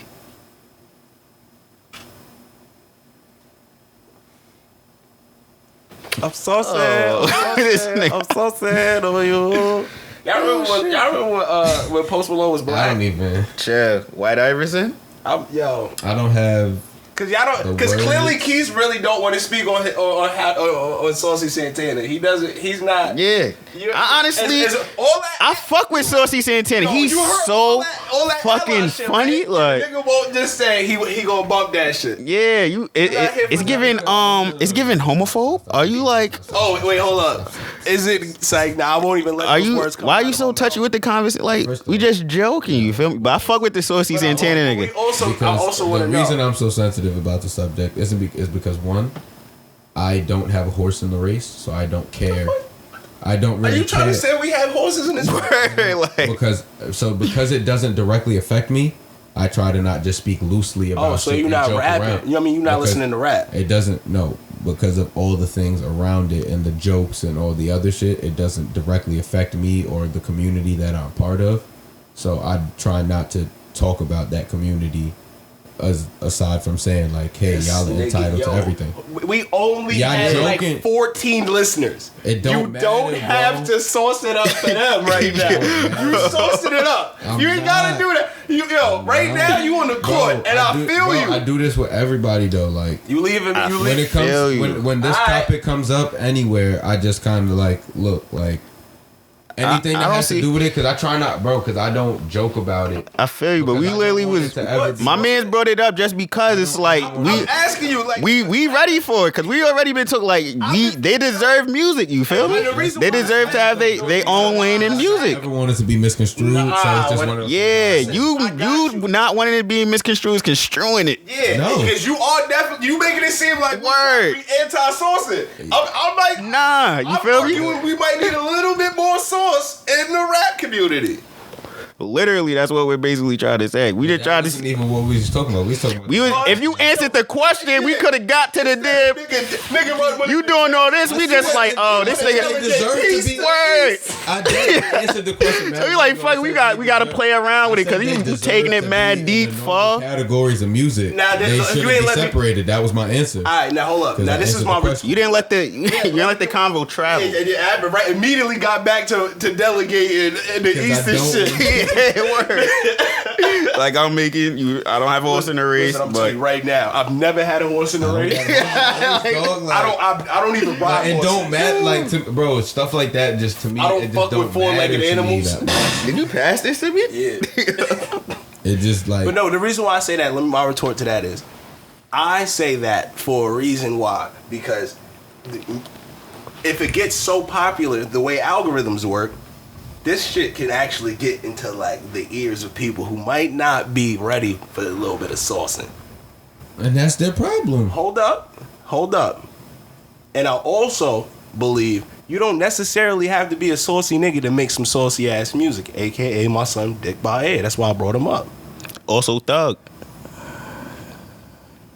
See now you feel me? Potting. That's crazy. Like Thug is that like. Everybody say Thug has questionable things to say, but there's a them couple shits of is artists fire. who have come out who have tiptoed on a line of sauces. Yes, Prince was definitely androgyny was an entire thing. Yes, exactly. Where it was like the Osley being a brothers male, even but did that. being extremely feminine in your masculinity. Yeah, that's a fact. Stealing your auntie clothes was the vibes at one point. So to me, that's why my point and all this is like to me. It but are you ready? What I'm saying now is, are you ready for that age to get re-ushered in? I don't need to brace myself for it because it's just gonna happen. It's just music. If it's good music, it's good. But what did you just saying?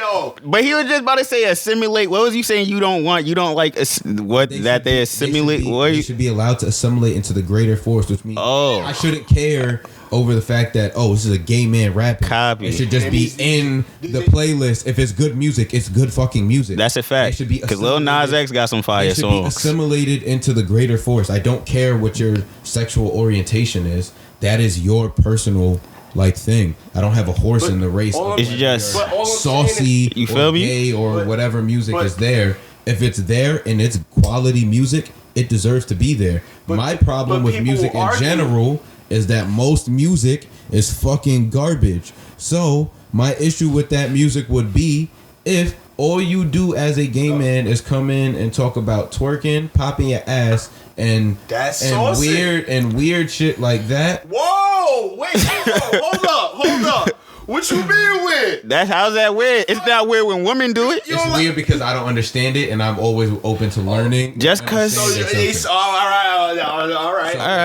Because I was about to say that's why I said they. Brace yourself. You have to brace yourself. I said but again, I don't need to brace myself. But I'm saying those guys need those gay men need a lane for music too. I don't know why. I don't want to displace some such shit. Yo, he's OD. It just make you think regular shit, and if you react like what? I'm like, whoa. Did you just react? That's literally what he's gonna do. Bro, y'all really trying to get me here? No, cause how you make this? How How you just make this stand like no? You're trying to make us seem like we're wilding, but you're over here. Nah, this niggas talking so freely. That's so. That twerking is like.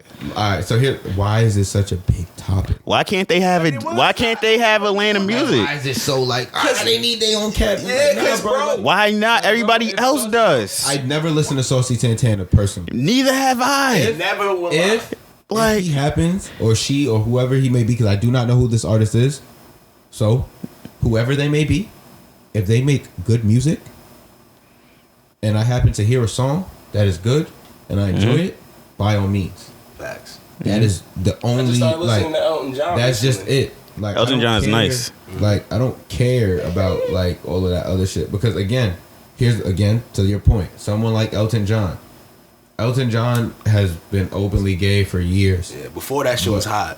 Makes amazing music. But the twerking music for them. No. He don't make saucy rock. He don't make, and even if he does have some songs that may be a little saucy, expressing his sexual connotation in his songs, even if he does have some things. Now I want to turn the AC back on because it's so goddamn hot. Like, even if he does have some things that go that way, every single song is not about that. Like, that's the same issue I would have with, like, personally with female rappers. I was gonna say I hope you're gonna make this stand on female rappers too, because you sounding like it's little not that I don't think that some of y'all can rap, but what you rap about isn't relatable to me because of the experience that you are rapping about is something like turning tricks for some, fucking dudes, which I don't do. Like, that's not my. You know what I'm saying? Women. Yeah, but the experience that they are talking about, and like I'm being a dickhead. how they're describing I look at it, like wild crazy bro, when they start putting on. Like what's the song? Yeah, I ain't gonna front. Like Cardi B song that every girl WAP. Yeah, like when Meg started rapping, I will never recite those lyrics ever in my life. Are you why? Are you against sauce? No, because that's just not me. Like, I would never have caught myself in a moment like telling somebody to do that, and people get into, again, the music you listen to sometimes gives you that aha moment. You're ingesting these things, you relate to these things, or you can learn to relate to these things. I was gonna say, that you can't. being said, so it's like when Meg is talking about this experience, or Cardi is talking about this experience in the song, I don't relate. Like, maybe now I can think about it from the male perspective, like, oh, is this what girls think about when they're having sex? Like, oh, okay, cool. But would I go out and listen to that all the time? No, because I don't want to hear about those experiences because they don't relate to me personally. All right, so what you're saying, you don't want to listen to it, or you don't think that should really be a thing? Like, no, I just don't like it. Copy.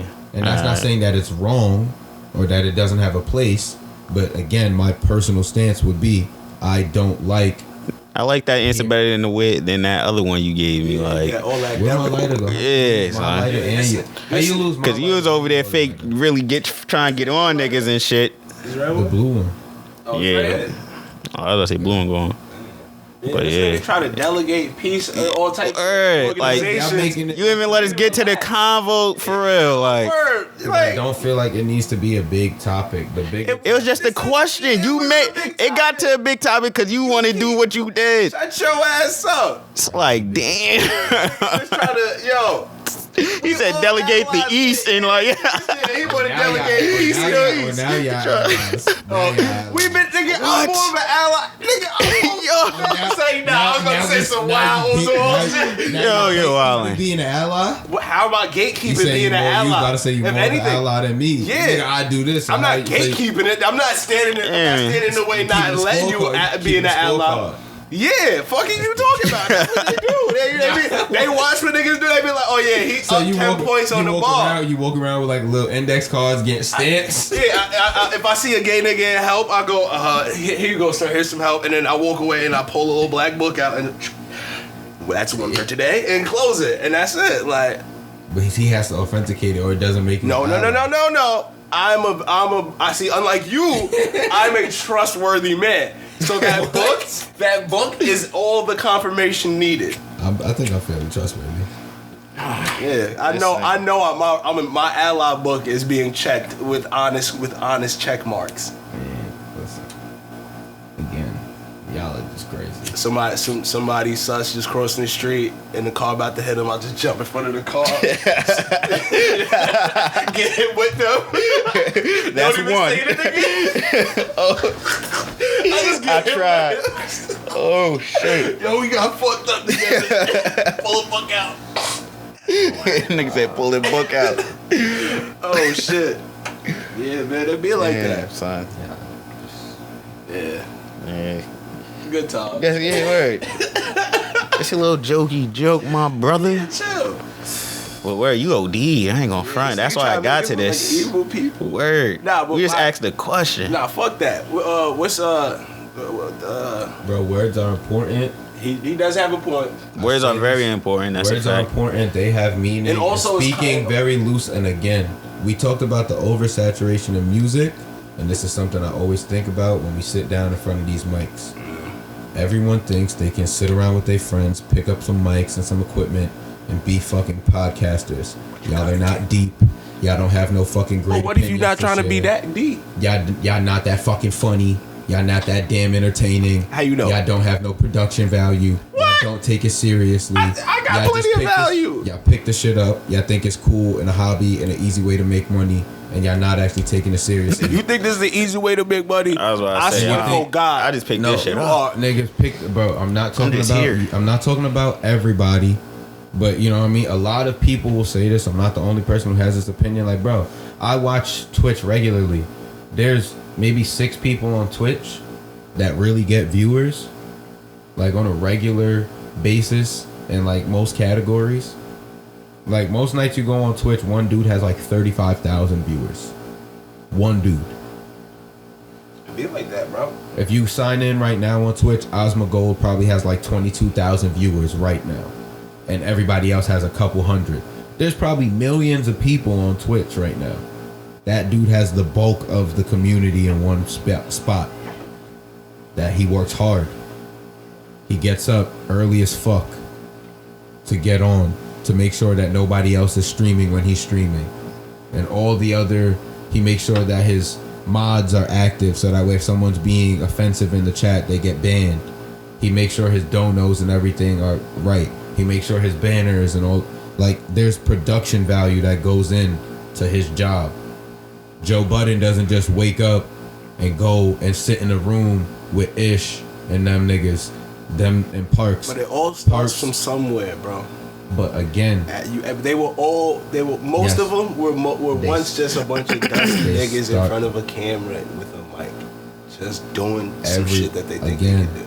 but everything is Are you oversaturated. killing dreams out there? Are you killing hope dreams so. right now? Oh, shit. So, This nigga said I'm trying to give some people a reality Yo, check. that's not cold like, brother. I'm That's trying to not give that's people a not cold reality like. check. Nigga said because that's I'm not not Cole. just- What would Cole do? I'm trying to what would give Cole people do, a my reality nigga? check because I'm not your savior. YouTube What is would not your Cole say savior. right Joe now? Cole Budden is. Joe Budden But and Cole- Kendrick and Cole are not. Joe Budden, Kendrick and Cole are not your Nah, savior. nah. Adam 22 is not your savior. House Phone is not your savior. Like shit. these niggas is not your saviors, bro. Shout out to Soul So White thinking you can take That nigga can save your Drake life. and What- Jack, but what if Drake and Jack Harlow are not But your what if you savior. listen to a pastor on live? Donnie McClurkin is not your savior. like the church is not your savior. Well, you know what I mean? If you want to be in religion and you want to find God, maybe that could be a savior. You saying Let me Jesus speak is for- not your That's what I was savior? about to say. I say the church is religion- not your savior. The Lord and the Lord or God or whatever. Lord?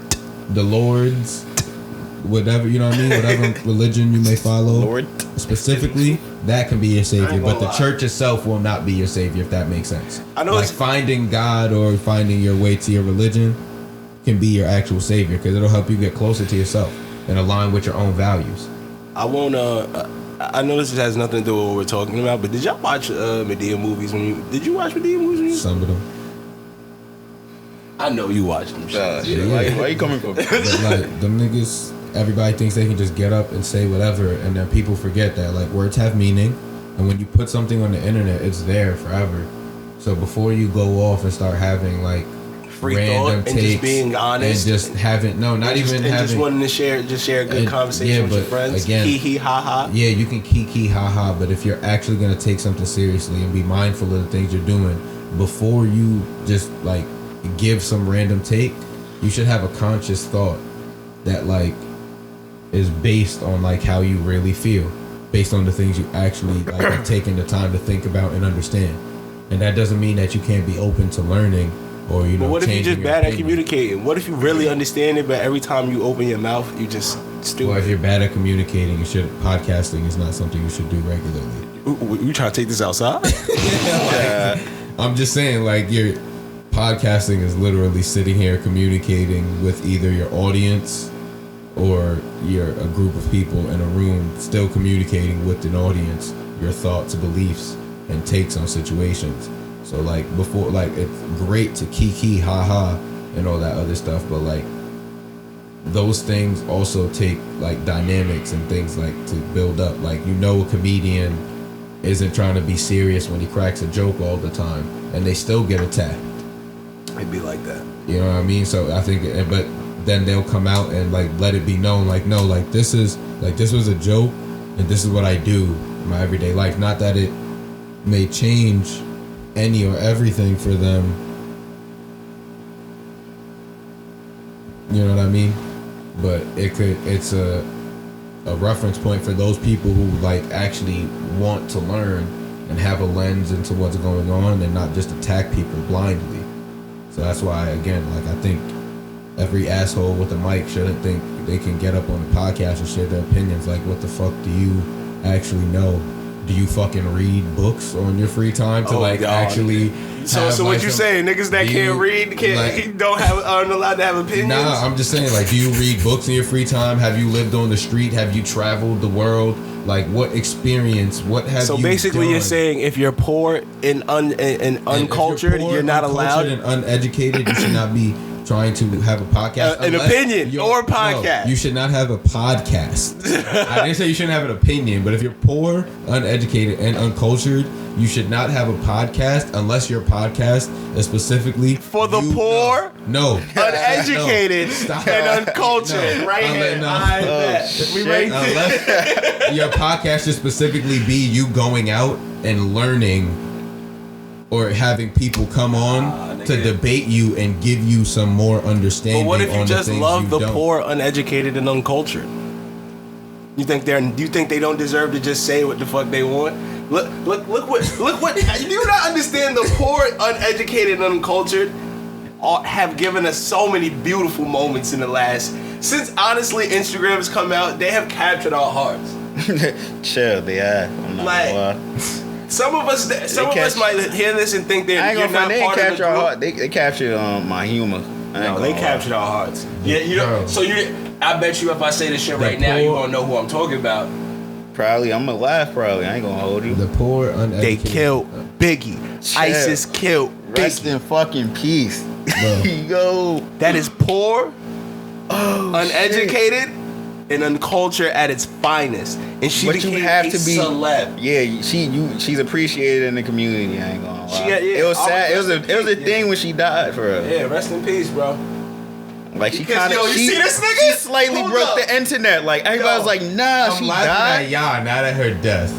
But it's because y'all really like sitting here trying to like plead this to me like this is some shit. And no, it's it is. Cause I'm saying, bro, I'm trying to tell you that shit. All right, so look, so let's make the point clear then. That woman did not have a podcast. She had a moment on someone else's very popular Instagram page. Yes. And that one specific moment of her being her freest self happened to be entertaining.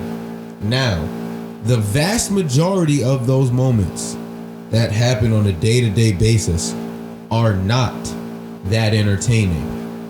That's one. Two, this nigga's crazy. I was entertained.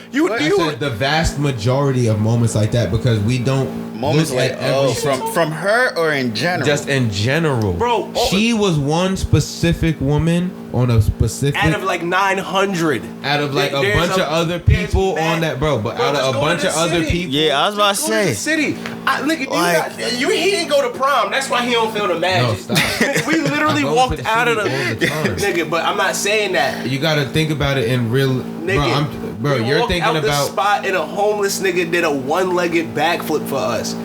for a few pennies. Bro, I understand. This is the magic that needs to be captured. You think that man don't have a story? How the fuck you would lose your leg? And how you become homeless? And how you still know how to do a backflip? Alright, so first off, I want to make this very clear, and this is not to be offensive, but this is just to be realistic. Every schmuck's fucking story does not matter. Oh man, this nigga's evil. No, that's this nigga is so evil. Bro. Every that's man, the truth. So you don't believe every man deserves to be heard? Every man's story on how they became fucked up or got to the point of where they are is not that interesting. That's not true. Because there's a lot of people that fuck themselves over and have made really terrible choices that end up fucked and end up homeless and end up on drugs or whatever it is. And so I don't think anybody, unless you've been locked up in a room, I don't think anybody had an uneventful life for real. Every single person. Bro, that's what I'm saying. So everybody has a story for real. Exactly. So that's what I'm saying. Not everybody's stories matters. So not every single schmuck on the street has a story that matters. Everybody matters to somebody. I'm talking in a general sense. And I am too, bro. Cause I was about to say, if a nigga come in here and tell us he been in the crib 8 hours and doing nothing or just have this weird thing he does in the crib all day, we'll be like, nigga, what? Like, what do you be doing? Or like he just tells us, oh, I stay in the crib 12 hours a day, and that's it. You be like, what? What are you talking about? What are you doing? You'll be interested in why the fuck you stay inside all day. You'll be interested, but that shit don't actually matter. What you mean? In that moment, it matters. It might not matter, and it might not matter to you, but it might matter to him that he's verbalizing that, and then it might matter to somebody that's listening to that's sitting in the crib on hour 11 like, damn, I still ain't leave the crib. It's been 3 months and I've been doing this every day. Exactly. He might, I think he's right. I gotta get out the crib.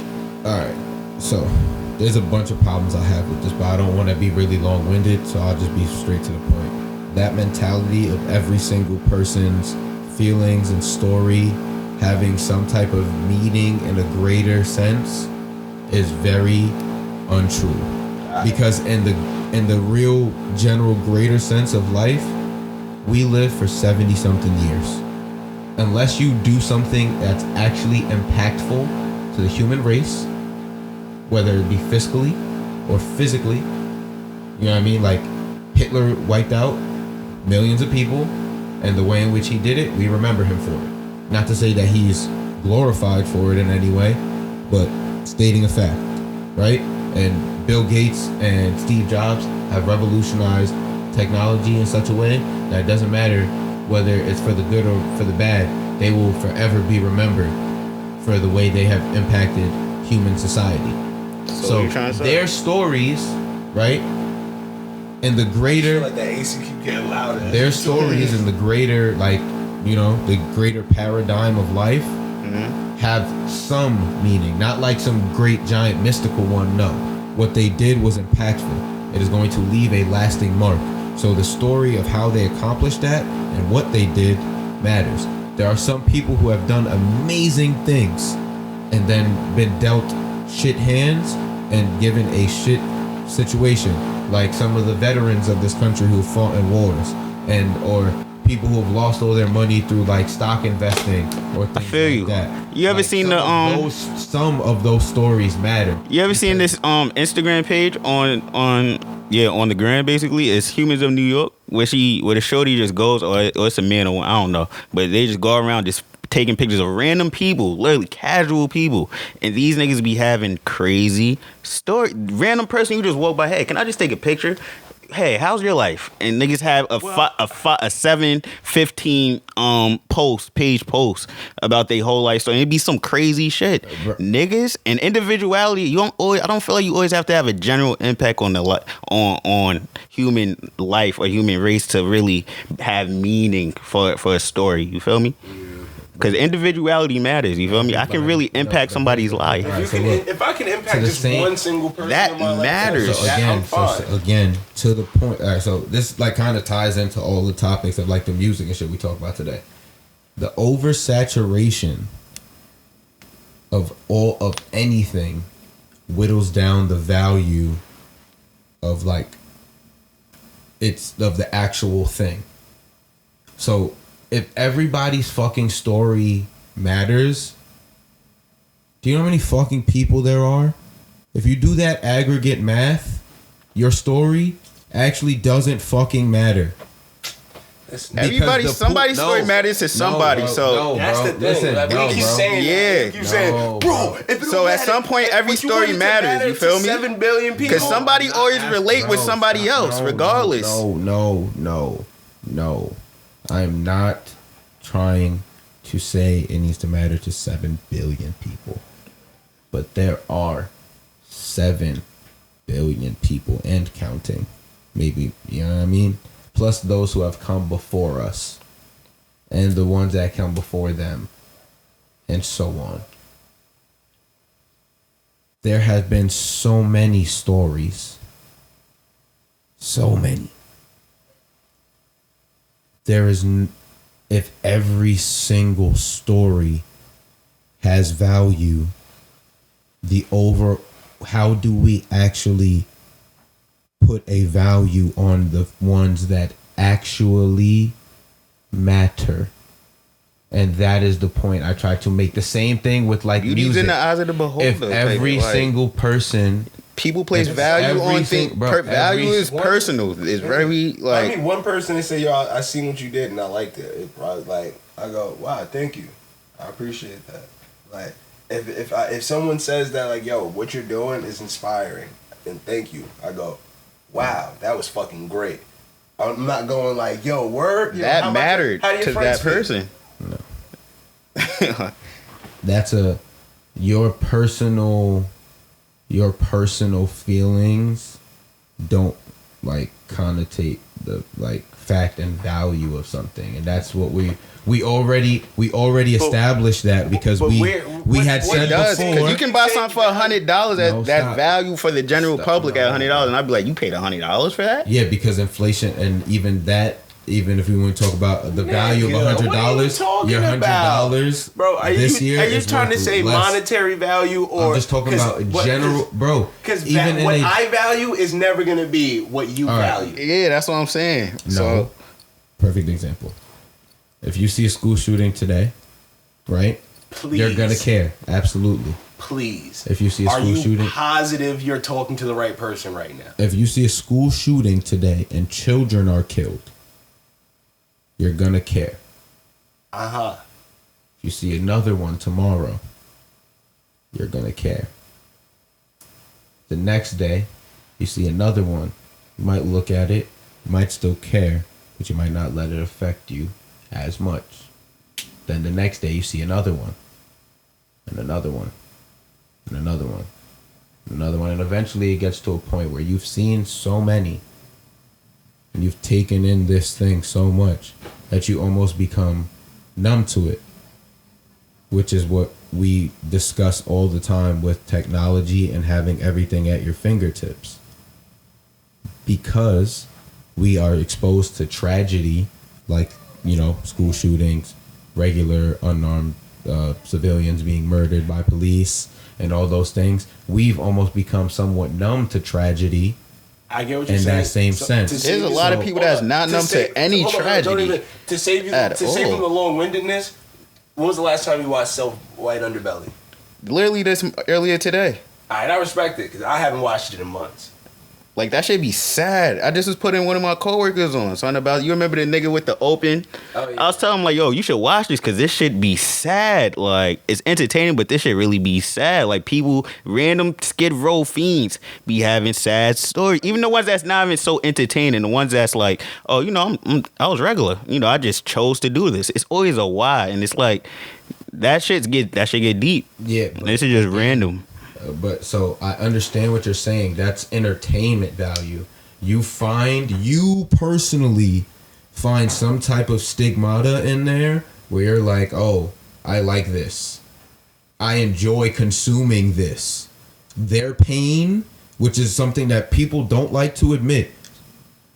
Human beings like to watch other human beings in pain. Oh, let me clarify. I don't get entertained off the painful one. I'm talking about like the pimps and stuff like that. Like the pimps be OD. Like that's entertaining. No, it doesn't matter how you want to slice the coin. Bro, the fact...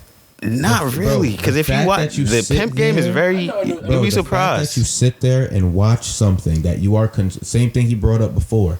What you take in Everything you take into your body matters.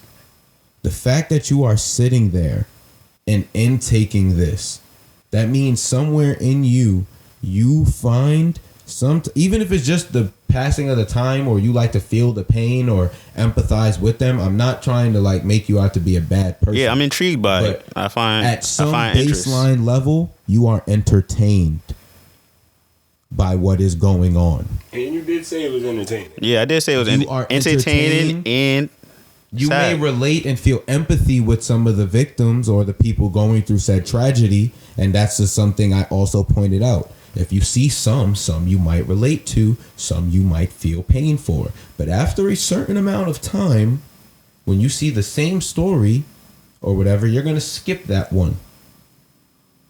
Because it does not provide the entertainment value that you seek.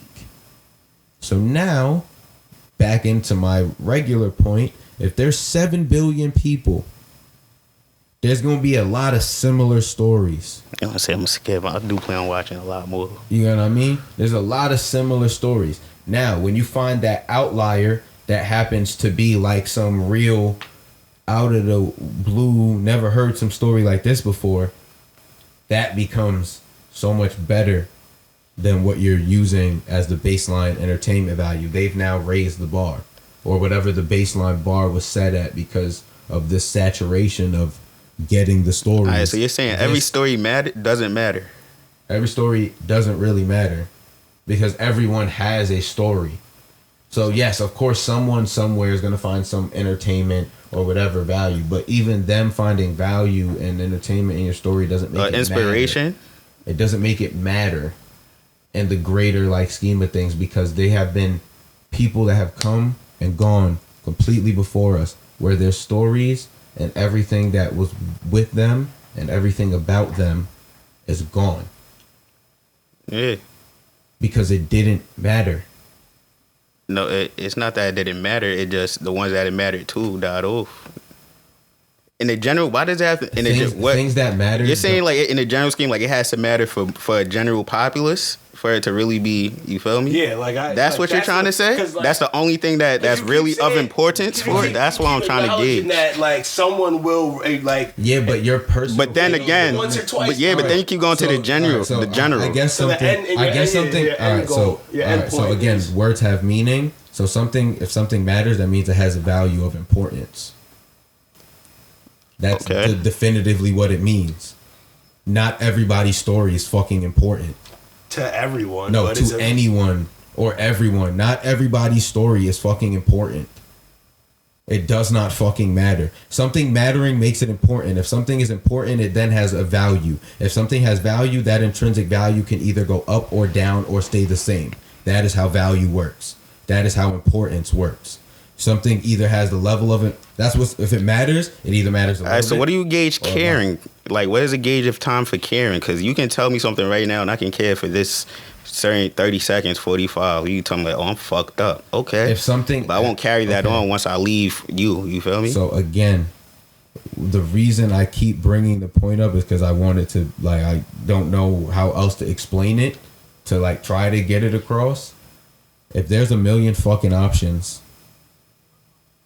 every option is not important.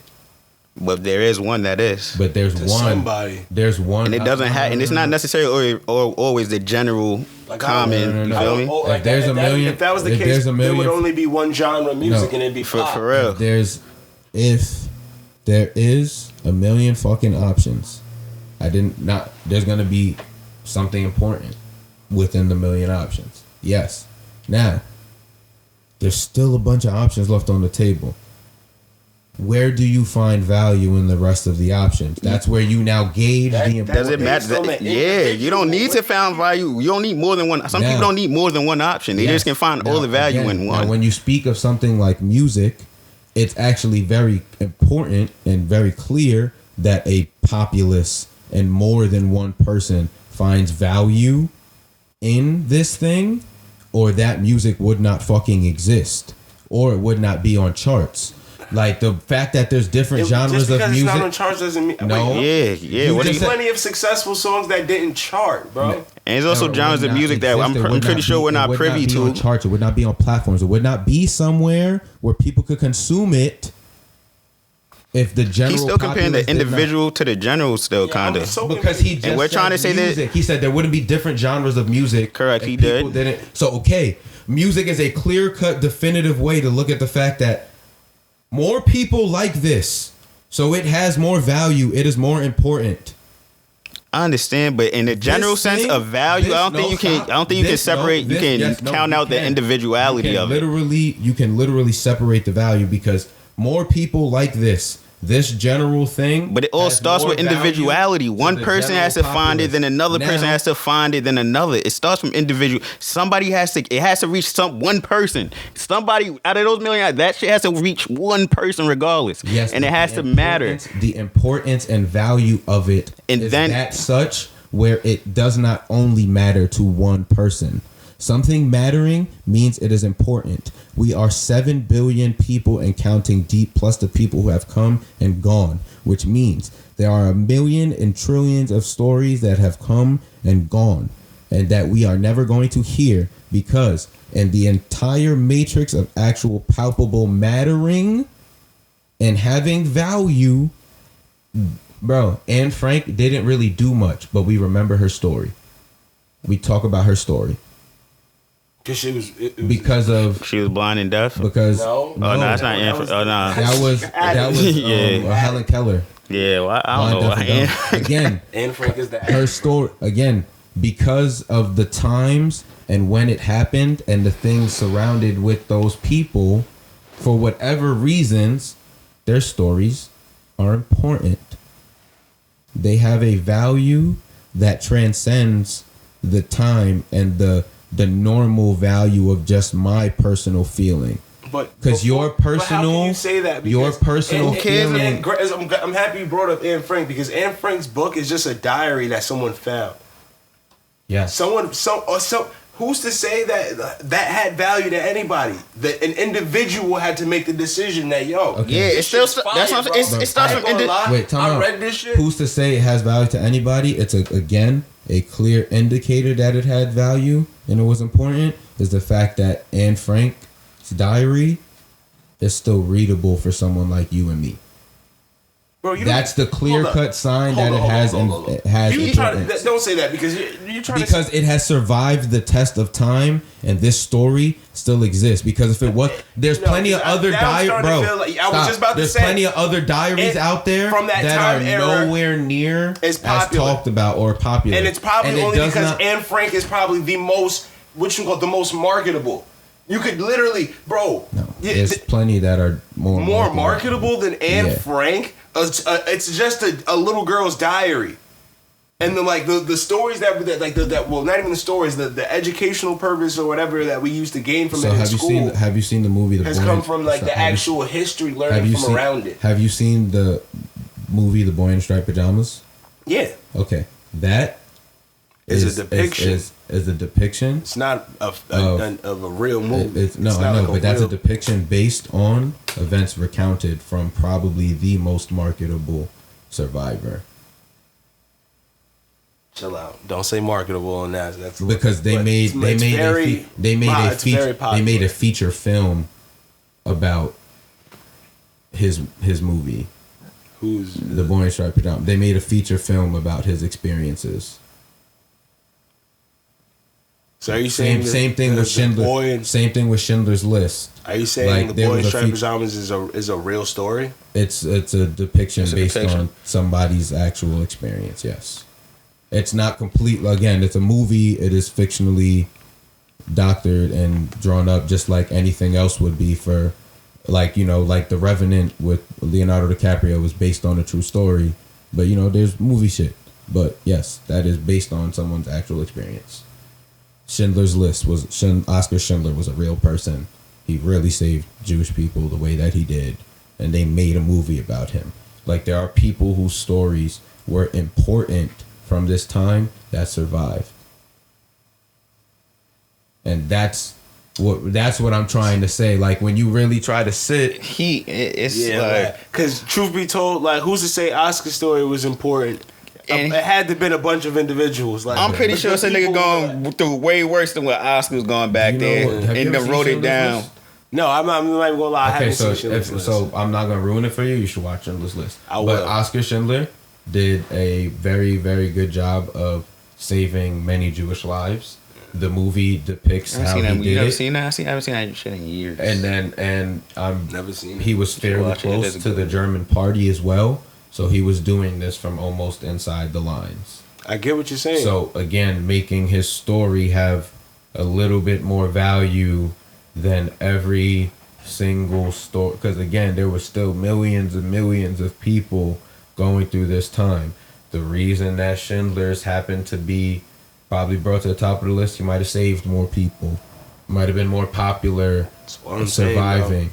All of that stuff. His story was the one that like people were like, yeah, this is the one we're gonna push. It happens. But sometimes you really did some elite shit, bro, but like, hey, you ugly, so like, we going with the better looking guy. We also talked about how back then it was so much harder to filter not just music but information and pass it around. So in order for your story to hit a page and get pushed, it had to have it. Or it had to be more than everything else that was around it. And that's the connotation that I try to make now. Humankind has gotten to a point where, because of all the technology and everyone being a lot more accepting and soft in a general sense, not to say that it's a bad thing, but because we are so much more inclusive as a society on a general scale, everyone feels like their shit matters, but everyone goes through shit and everyone has their own demons. The reason back then it took time and tragedy would like take a minute to get there is because the only time you'd really see it is when the tragedy made it to a point where they're like, all right, no, this is like more than, this is what everything else is. This is the step above. We have to make sure people see this. And music was the same way. You didn't just go get a record deal. You really got it. You're going to artist development. And then you're going to be it. I feel you. So, like, if your story was really the shit, let's get it in front of some news boards and some people.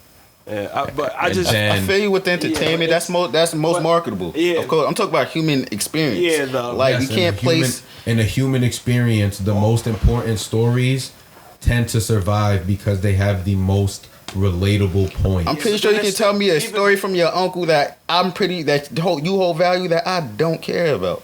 Which means that story is actually not fucking important. Just because I care about it. But depending on it, I tell you that a nigga, you will probably fight me depending on this story. And not even just that, but we already stated that we're not doing it for this greater good. Yeah, you keep for one guy. Bruh. Like, if value matters no matter what it is, like, it's personal. For one guy, I'm good. Okay, if something matters to you and it is important to you, that does not make it important to anybody else. Ergo, that makes that thing either A, something personal to you, which doesn't actually give it value in any other sense of the word. In any sense of what that means, to be important, matter, have value, any type of connotation on putting some type of anything on it. So if it only matters to you, I get that. What all I'm it's not fucking important. All I'm gonna ask is, so what are you saying? Don't do or do it, or just like do it because you want to, or just don't. That's your choice. But if we're talking about stories here, I'm not talking about your life decisions. Yeah, but I'm talking about a story. Sharing the story, like hearing the story. Don't share is what you're saying. Again, your personal opinion. Generally, doesn't matter. It doesn't fucking matter. It doesn't. It doesn't fucking matter, bro. Because no one's your fucking savior. Telling me your story. That's how we build community and culture. And you don't necessarily are looking to be anyone's savior. You're just looking to just share your story. You say we build community and culture. What our community and culture is built on? Stories from the people that we actually remember that. And that's not. And they don't care. And that's not something for the general mass. The general mass don't care about how my family did this, that, and the third, and passed it down the head. Bruh. again, even aside from that, the stories the stories you grow up hearing, yes, you have your personal family shit like that, blah blah blah. The stories you grow up hearing come from someone else or some other grouping of people deeming it important and it surviving to make it to you. For example, I don't have to care about it from young. For example, you are great. That story, those stories, that person, those people who are involved in the creation and start and development, right? Those stories survived. There's a lot of people that come in and out of said organization. There's a lot of people that come in and out of said organization. Comparison to who? There's a lot of people that come in and out of said organization. I'm not, because the thing is, it's like you're saying it survived, but in said comparison to who though? Yeah. Because if you're talking about compared to like, I don't know, like what do you like? Yeah, because it's like if that's the case, then it's like, how is it really that important? Because it's only survived in a very small sect of people. Like, it's survived in a sense where the things they created have now become bigger culminations of other things and even smaller subsects of themselves. So if they created one initial entity, that entity now is an umbrella of like 5,000 different ones, for example, right? So they have survived. Their story does survive. It might not be the direct, again, like Bill Gates created Microsoft. There's so much technology that Microsoft has created. He might not be directly in like something that you're using that you can see, but the story matters clearly because it's impacted so many people beyond just the scope of your personal feel. And that's more so the point I try to get across. Like, not every single person's story matters because every single person technically has a story. And if it mattered, you won't know until the story's told. And that's fine. And I'm not saying don't tell your, and I'm not saying don't tell the story. Hold on, I got a question. Have y'all bumped the new Brent album? Yeah, it's all right. Cause my brain hurt. I haven't. It's mid. It's mid. Everybody's saying it's mid, son. It's mid. I haven't. I was expecting a little bit more. I seen a Joe Budden take. Then I used to see a caption on like a video of him saying that it's like lazy music. So. Word. It's like it just. I expected more from him. That's really. We were all waiting for an album. Word. We was definitely waiting for album number 2. And it wasn't even that. It was just because he had songs like Dead Man Walking had come out recently. Yeah, niggas say there was a lot of songs. There was a lot of songs that came out, and then he released that like little tape thing in between with those songs on it. And like we were expecting like a big album. Oh, he really did lazy work. So it was just like I didn't love it. And then like this one single Mercedes that he had put out before. I didn't like Mercedes. I didn't really love that song. It was okay. Song. It was kind of catchy. It grew on me, but like I don't love it. Yeah. It wasn't like. Yeah. I'm still listening. That's a disappointment. Yeah, I gotta listen to it for myself, but that's a disappointment because I got a lot of the same opinions when I asked other people. Like I just wanted more. What people told me about. It wasn't bad by any sense, and like that's also again like the fact that is a passable album nowadays is like. But is it passing though? Because people like, just said it's probably people a passive. Yeah, from my personal scope, a lot of people told me like. Bro, everybody's gonna say. Everybody says every album's a flop when it first comes out, so I always like take that with a grain of salt because there's always those opinions. Unless it's like a landslide, everywhere you look, everyone loves it. There's usually like a 50-50 split of people loving and hating it, and you gotta wait a couple months for that to really get weeded out. Give it like a good 2 weeks. For people I would say that I'd give it like a solid 6.5, 7. Like it's a passable album. Yeah, you'll find some tracks on there to bump. Like you'll listen to a couple of the songs. You know what I mean? You'll go back to it every now and again. And it's not bad music. It's just you wanted more. So due to that, like I can't give it anything more than a passing score. If that's the best way to like describe it. Free Brett. Word. Brett is free. He gotta go down the Bryson Tiller road. Brett owns all his shit. He's free. He never had a label. But free him from mediocrity.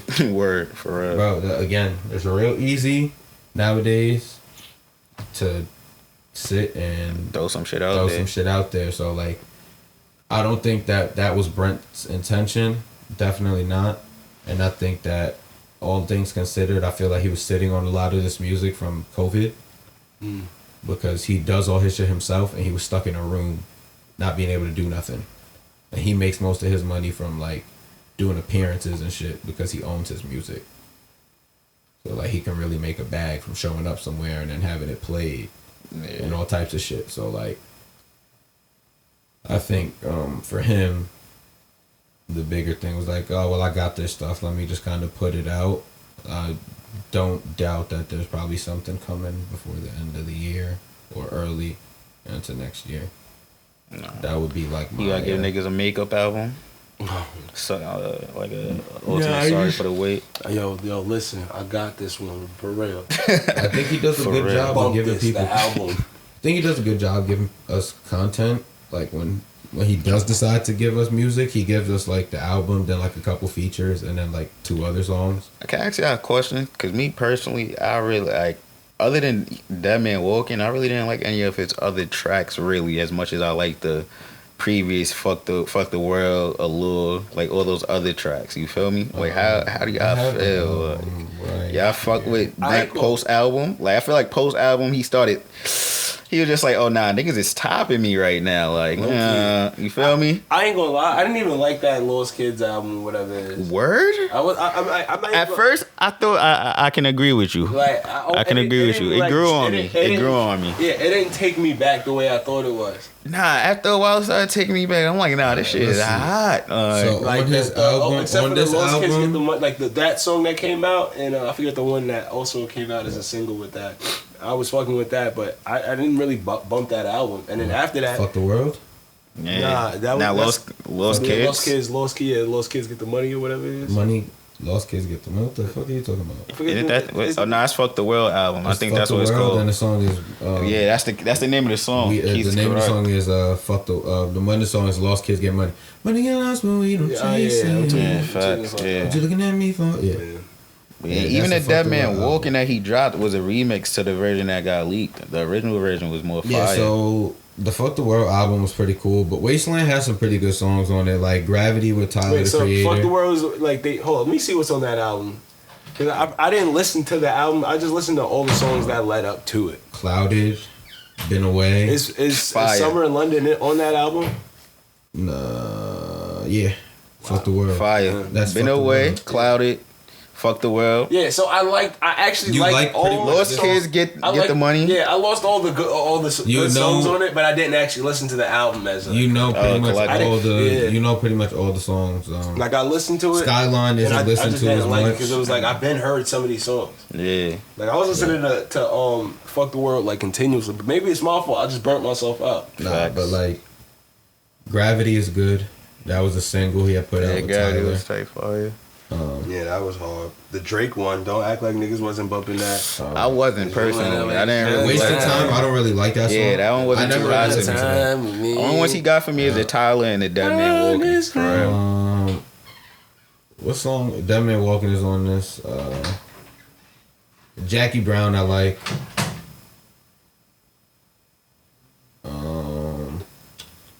Jackie Brown sound like it's a fire song. Like yeah, Jackie Brown is fire. Her sexy ass. Bro, what are you doing? He was about to get up and start getting saucy. Like, you about to... Nigga said, bro, what are you doing? Yeah, like, we about to pack it up, so. And All Mine is pretty good, too. That's probably the songs off the album I like 4 or 5 tracks. Damn, I'm pretty sure I clicked on the album. There's a lot of songs. Probably, what, 15, 17? 19, I think it was. 18 or 19. You said 4. I like 5. 5. God damn. Yeah, that's what I'm saying. I didn't really like get to like really like I burnt myself out. I mean, but if you like the shit with Drake, that would be 6. And then if you there was another song on there that I just don't like, but a lot of other people was Circles like. On there? I don't know. Or did Circles come after the album? I could have sworn Circles came after. No, this is his newest album. Circles had to come before. So wait, his newest album? Yes, it just dropped last week. And that shit got Summer in London on it? No. That's why. Summer in London came out 2020. That's what I was about to say. Like, this guy. I'm like, yo, bro, I've been off Brent for a while. I ain't gonna lie. I'm not really listening to Brent. Wow. I've literally just been listening to Circles. That's the only song I've been listening to by Brent. Bro, because most of them, bro. I bump all his old Jones. The sad thing to say is that most music that comes out nowadays, you listen to it for a week, 2 weeks, and then you're on to the next artist who dropped a project. Yeah. Me personally, that's not true. I ain't gonna front. I need new music, nigga. Cause I be listening to a lot of like the shit I really like. The shit I bump on a regular is from 2021 and back. Yeah. Like, or like I'm only listening to like I'm still just randomly just turning on Draco like to like fix my mood. That's what I'm saying. That might be like, again, that's you, but that's what I'm saying. Most music, I said most, listen to it for like a week or two, and then you're on to this guy dropped a project. I'll listen to this for like a week or two. When I get into like this, I think for me, I have this like routine with music where it's like, depending on my mood or whatever, I just start listening to like just different genres and stuff, and I keep cycling through. But like a lot of times, I like, especially nowadays, I like to start my morning with like rock and pop music. Nah, I start with old R&B. I ain't gonna hold you. I don't listen to that shit. I don't really start my morning with music. Word. Like quiet. I'm starting to think it's necessary because I've been doing music since like the first thing I do. Since you could bring your phone in the shower like that. Since then, I haven't not been in the shower with my phone. The first thing I do. Nah, low key, I've been starting to sleep with the TV off. So like I wake up with the TV, so it's no noise. So like I don't initially just jump up out the bed. So I'll just lay up, be there, stand at the wall. I'll throw on some music, like just vibing in my bed. You feel me? I sit up. I get out of bed. I roll up. I get back in bed. Oh, this nigga is crazy. That's an addiction right there. Word, for real. That's a habit. Fall asleep and wake up with the shit's on fire. And then I get myself together for the day. This is when I first wake up. Get myself, then smoke the bud. After I smoke the bud, I go downstairs. Cold shower. At least 3 days a week. So good for you. Everyone hates them. Take a cold shower like 2 or 3 days a week. It's so good for you. I take a cold shower, I might cry. Yeah, so your body will adjust very quickly. You'll get used to it after like the second or third time you do it, I promise. Anything I gotta get used to, I don't feel like I'm so good for your health. I need instant gratification. Yeah, if I don't like it immediately, I'm good. Is if it's blazing hot. You're gonna breathe better. I promise you. You wake up first thing in the morning and you take a cold shower. When that shit hits your back, you're gonna literally feel your airways open up a little bit. I promise you. I'm not even trying to gas it. Now I've been seeing a lot of breathe people better. talk about the science behind taking cold showers. You're gonna breathe better. You're gonna feel better also. You're gonna feel more energized first thing in the morning. Yeah. Wake your ass up. Yeah, every time. And no, it's not like some shot from like cold. It's just like your body, because you're putting the cold. I don't know what the science is, but I think about it as like, your body's supposed to be at a certain temperature. So with you putting cold water on it first thing in the morning, it's trying to get to that internal temperature. It's activating your body too hot. I think so your body is working. So you got what I'm saying? So your body's working. Ridiculous. And then you're not coming out the shower sweating and shit like that first thing in the morning. You're gonna be way more comfortable, bro. I promise you. I ain't gonna lie, I'm not gonna try, but I feel you. I definitely promote that for y'all out there. Yeah, y'all do. I can't do cold showers. I only like cold showers midday. I can't do it before bed or like in the morning. I can't tolerate a cold shower at all. Y'all niggas is real. Nah, bro. I give y'all that. I like going to the beach and the pool, bro. I don't like doing neither of those things. It's nasty. What? Okay, because I don't want to go to the beach, the nastiest place. Where? In the world? No, on one of the nastiest places on the island right now. Whatever. I haven't gone in the water. Piss pool, nigga. I haven't gone in the water in any pissy, nigga. Any place inside the United States. I'm talking about the beach water. 2013. It's a giant piss beach. The last time I went to the water anywhere inside the States was 2013. Unless it was like a private pool at like one of my homies' cribs or whatever. Yeah, because you know better, right? I'm not doing that shit. Nasty. I will not go, bro. Bro, y'all niggas is I went to the beach with y'all, like, bro. I went to the beach with y'all and shit 2013, like in senior year and shit. Right after 2014. No, right after we graduated in 2014, I went to Jamaica. Oh, that's when you start. Oh, so you're saying the last time? Jamaica. So I'm saying the last time was 2013, like in the middle of the year type shit. I thought you saying 2013 was our senior year. No. That Miami water it's right before we started senior year. Technically, that's September. That's September. It's still when we start school. Miami water nice.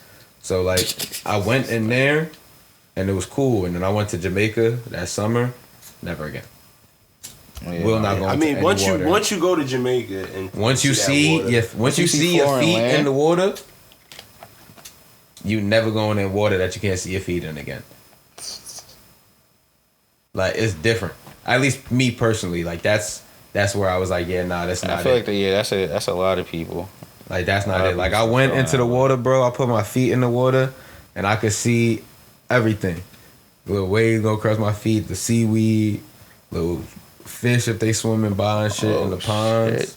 Felt like the Little Mermaid. Yeah, like, I feel like I can be great in here. Feel me? Like, under the sea and all that. Nigga, it's crazy. I'm not going to the water out here, bro. That shit is gross, dude. Bro, the water out here is dead ass like green, brown and green. Is this color? Yeah, like that should be bussin'. That shit is moss colored. Yeah, that's really what it is. I don't know what that shit just nasty, bro. It's just don't and go. It smell funny. Yeah, don't swim out there. I haven't been near beach water. I haven't been this close to beach water in so long. I just don't. Bro, I go on the sand, but I'm not going on none of the wet sand. Word, that ass though. See me, I just don't care. I'm a firm believer that I need to boost my immune system. So I go to the beach dry. I'll leave the beach completely germs I can dry, intake so that I can fight them off in the future. Listen, I'm with it. Nigga swimming in pesticides and all types of shit. You don't even. You don't deal with water at all, so it don't matter. Like, even pools with chlorine in them. Like, that's a fact. I have no opinion on this. You niggas is crazy. Word. I'm fried. Need to go eat. Right. Yeah. Let's wrap this thing up. Yo, it's been another great episode. I'm Smack. He's Smack. Fried. He's Smack. Time to get some food. Alright. I can't wait for Saturday. Alright, Cubs. Y'all be safe. Damn, this nigga always gotta. Yo, what's good? Shame this nigga. Bro, the episode was over. I thought you